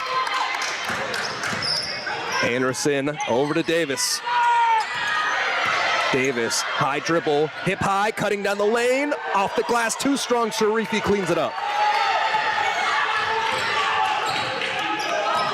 De La Cruz almost lulling Modesto to sleep before stepping on the accelerator. The step back, no go. And a foul underneath the basket as Tamana Sharifi is knocked to the ground. That's only the second foul against Modesto, however. Grace Langenfeld, number 10, her second. Langenfeld will pick up her second, and she'll check out in replacement of Mary Cotton. So Cotton comes into the game with 5:44 remaining, 4 fouls. Let's see if the Vikings try to draw something up to kick her out the game. Grace Oakley will replace Skylar Henrich. 4-point advantage for Modesto. Right-handed dribble, behind the back, De La Cruz loses the handle, gets the ball back. Ball's still alive, and Sharifi's able to pick it up with 16 seconds left on the shot clock. Sky Parker working against Anderson, dribbles between 2 6'1" players, and the step back J is no go. Michaela Vaught down the far side of the floor. Vaught to Mary Cotton, points out the offense with her left hand. Calling for a screen, and Anderson will come up. Fighting through the screen is Sky Parker. Extra pass to the corner. Vaught for 3. 7 points now for Vaught. Might have stepped out of bounds, but the officials have missed that one. Now it's a 7-point advantage here. Vikings did so well to fight back into this one, but maybe the gas tank's just running a little empty here. You just need 4.5 more minutes of good play. And that's the way to start it. Lexi LaPerry dribbling all around. And the teardrop off glass cuts it back down to 5. 2-possession game as LaPerry gets up to 11 points. Cotton from the top of the key. Turn around, pump fakes, between the legs with the dribble. Doesn't elect to do anything with it as she gets it over to Sarah Davis. Down the right side of the lane, the reach-in called against De La Cruz. That'll be her first. Davis this quarter has had a lot of good drives towards the basket, whether that come off of cuts, handoffs. She hasn't been able to finish all of them, but just some really positive moves, and it kind of adds a different foil into Modesto's offense here in the fourth. And the foul will actually go against Grace Oakley, as that is her first. And Davis will be at 9 points now. The 68% free throw shooter knocks down the first. Second attempt, curls in as well. She's up to double digits now. And it's a 7-point game once more. You have to value every single possession here at the 4-minute mark. De La Cruz will be on the ball. De La Cruz gets the switch for a moment. Vaught able to knock it away. It's LaPerry being able to pick it up. 10 seconds left on the shot clock. 8 seconds left. Sky Parker turns around, goes the opposite direction, and Sky Parker's into double digits now with 10. What a move! Shoulder fake one way, completely reversed the polarity of that spin and the turnaround jumper. Wow! Really crafty and just able to kind of catch the defense by surprise there and able to finish over the shot blocking of Modesto. 5-point advantage for Modesto. Trying to work across the basket was number 3 in blue in DeGrazia, and number 3 in gray, Oakley, able to pick up the rebound. Man, what a post move by Sky Parker there. De La Cruz trying to penetrate, dribble handoff over to LaPerry, has Cotton on the switch, 10 seconds left. LaPerry behind the back, LaPerry driving inside the lane, has her shot block, third block of the quarter for Anderson. Too much size on the floor. Cotton with the switch with De La Cruz, finds DeGrazia for 3, curls out, ball's knocked out of bounds, last touched off of Anderson. 3 minutes of play, 5 points here. Hands on hips for the Vikings. And a timeout taken just to get a breather for DVC. 63-58 is our score, under 3 minutes to play here in the fourth quarter. A nice start here for Modesto, and let's see if the Vikings can come back and get a victory here on their home floor on DVC Vikings Live.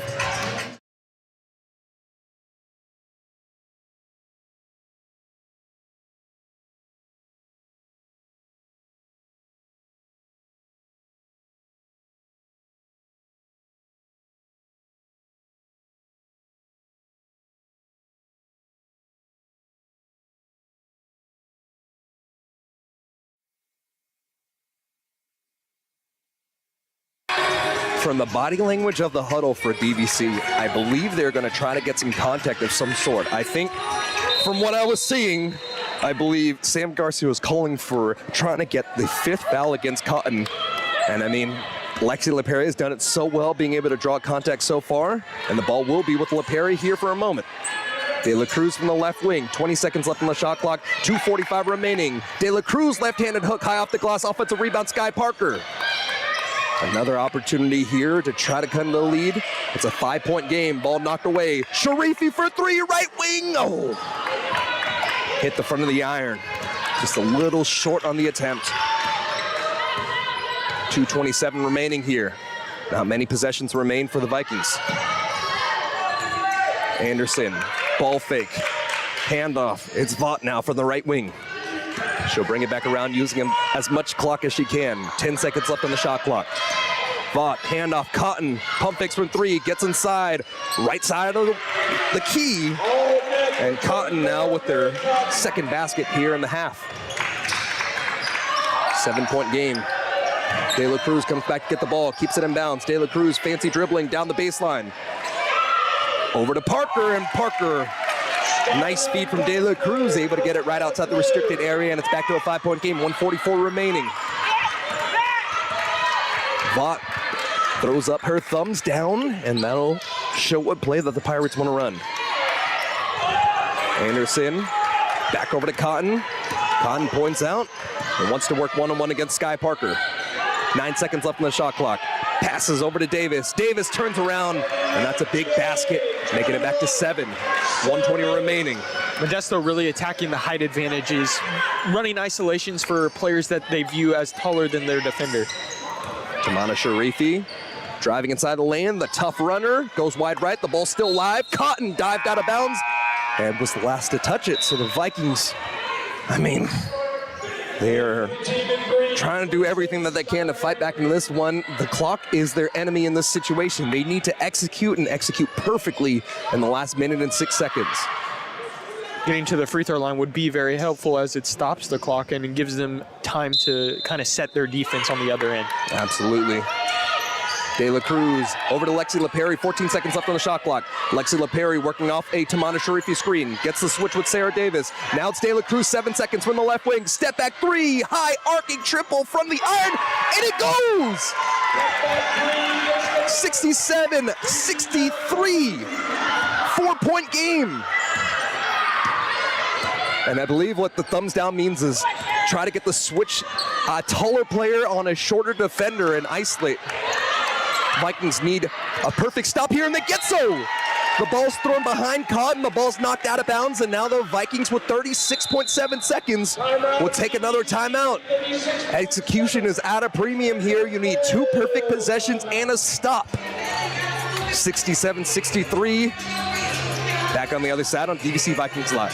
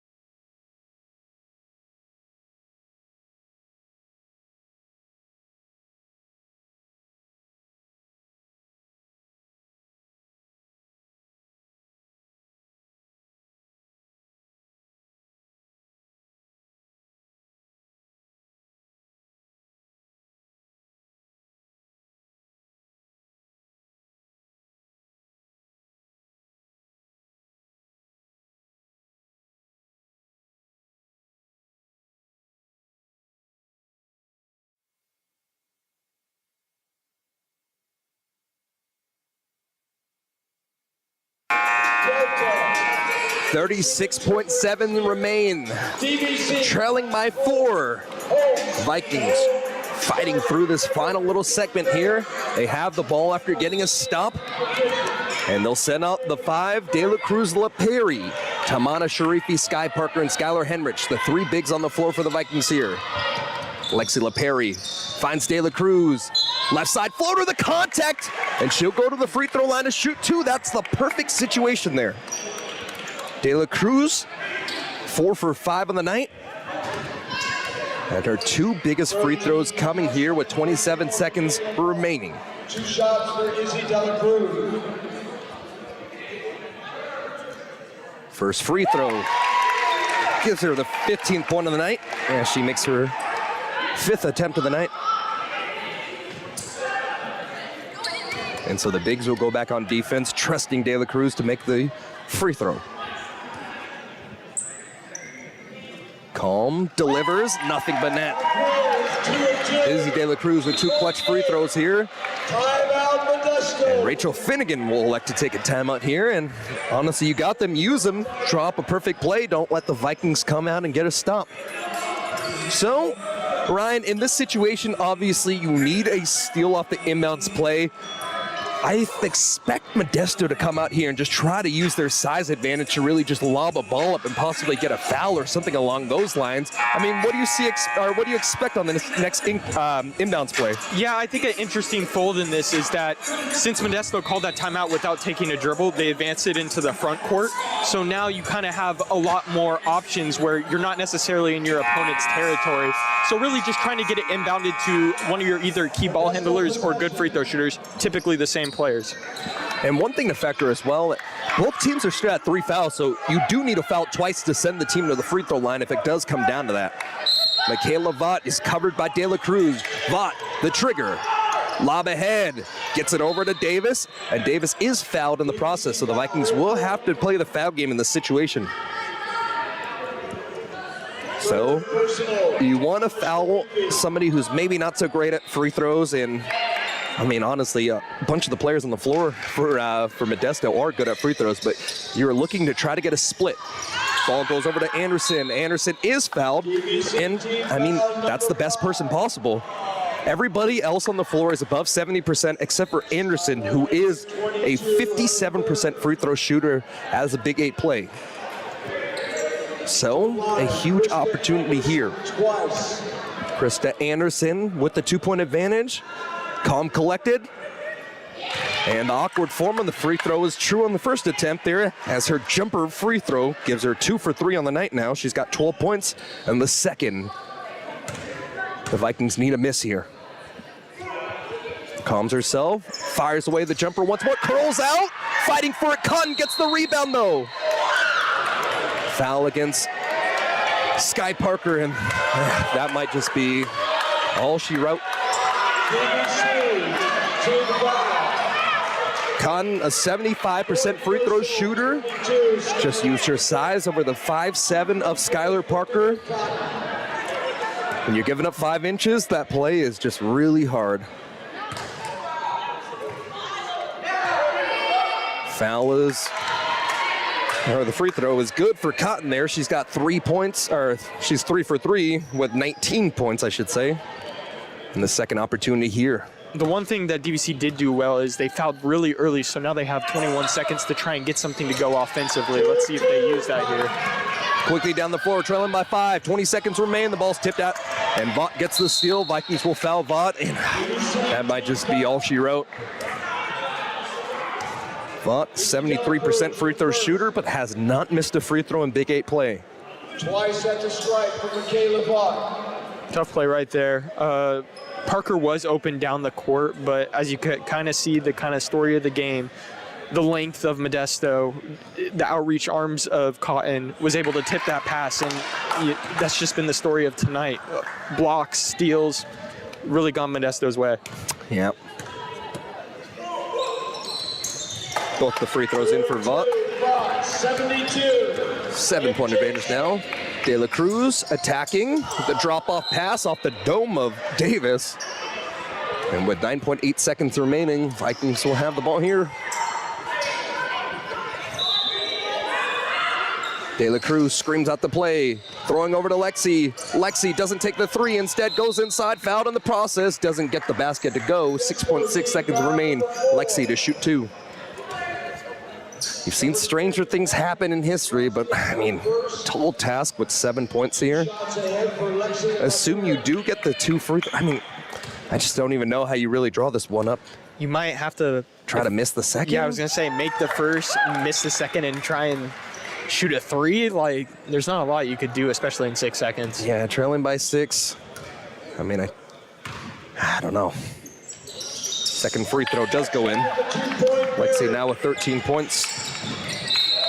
And the Vikings nearly get a steal in the inbounds play, but instead it'll send Vaught to the free throw line once more. I mean, you can look at it from 2 different ways. You trailed by 9, and then you had the terrific third quarter. 22-11 was the score at the third. And then, honestly, both teams started to get a lot of fatigue. And then the size just really showed itself truly. I mean, like, the Vikings obviously played with a ton of heart. Everybody's heart was on their sleeve tonight as the first free throw gives Vaught her 10th point. But it's just, at some point, giving up 5 inches across the board on a couple different players. As the second free throw is missed by Vaught, offensive rebound there, and Cotton will just dribble this ball out. But yeah, it's just, at some point, the size is just too much. Terrific game overall. We had highs, we had lows, but Vikings just unable to get to go. Vikings will drop to 13-10 on the year, 3-8 in Big 8 play. Modesto will get both their matchups and both victories against the Vikings here. They'll go to 13-11 on the year, 6-6 in Big 8 play. And the Vikings have a tall task in front of them now. They go over to ARC, which is a team that they've already beat, but that'll be the first of 4 games on the road before coming back to play one of the top teams in the 3C2A in Santa Rosa Junior College on the 23rd for sophomore night. So win 2 and you're in a pretty good position here. The Vikings will finish above 500 if they win 2 games, but if they do win 1, then you're still kind of in that playoff equation at 14-14 at the end of the year. I mean, once you're in the playoffs, as we said before, anything goes, but just...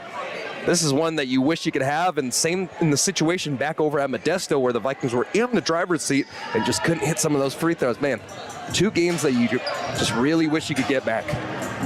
Yeah, just really close contested contest. The margin of error is just so slight, especially in that fourth quarter where the Vikings are on top at the start of it, and you could just tell physically they just were not the same team as the quarter went on.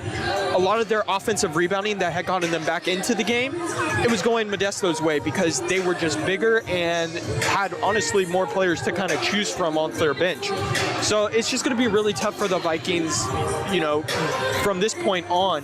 You really have to focus on these closeouts of these games even when you're tired. It's a tall task, but I think this team is resilient enough they can do it. Yeah, they're talented for sure. They have so many great players across the board, and it's just a matter of being able to put all 4 quarters. And since the loss of games, it's been a lot more difficult just because you're losing so many points and so much size on the floor and ball handling as well. I think we saw a really interesting fold tonight as they put Lexi LaPerry off the ball to handle a lot, letting De La Cruz really get back into her scoring groove. I mean, you see last year, she was the primary scorer for the Vikings. I mean, giving you 27 points against San Joaquin Delta. There's so many games where she was upwards of 18 points, and I think that's what the Vikings have elected to really show off in this this latter part of the season. It's just finding ways to get creative on offense and be able to get things going, as Tamana gives us a little bit of a fist pump. So we'll give you some final scores to end this this game. De La Cruz finishes the night with 16 points, 9 points for Grace Oakley, 13 points for Lexi LaPerry, 8 points for Skylar Hendricks, 6 points for Tamana Sharifi, and 12 points for Skylar Parker. On the other side, Vaughn finished the night with 10, DeGrazia with 11, Langenfeld with 2, 12 points for Anderson, 12 points for Sarah Davis, and 19 points for Mary Cotton. And that'll be all she wrote. Disappointing game here. We got one more here on home court for the DVC Vikings on the 23rd. That'll be sophomore night. So until then, check out all the live broadcasts across the board. I believe every game should be broadcast except for the Sierra game. And yeah, until next time, folks, Max Gress, join alongside Brian Schell, bringing the coverage of DVC basketball all year long. We got one more remaining here. Give us a like and subscribe. It really helps us a ton. And until next time, same as always, horns up.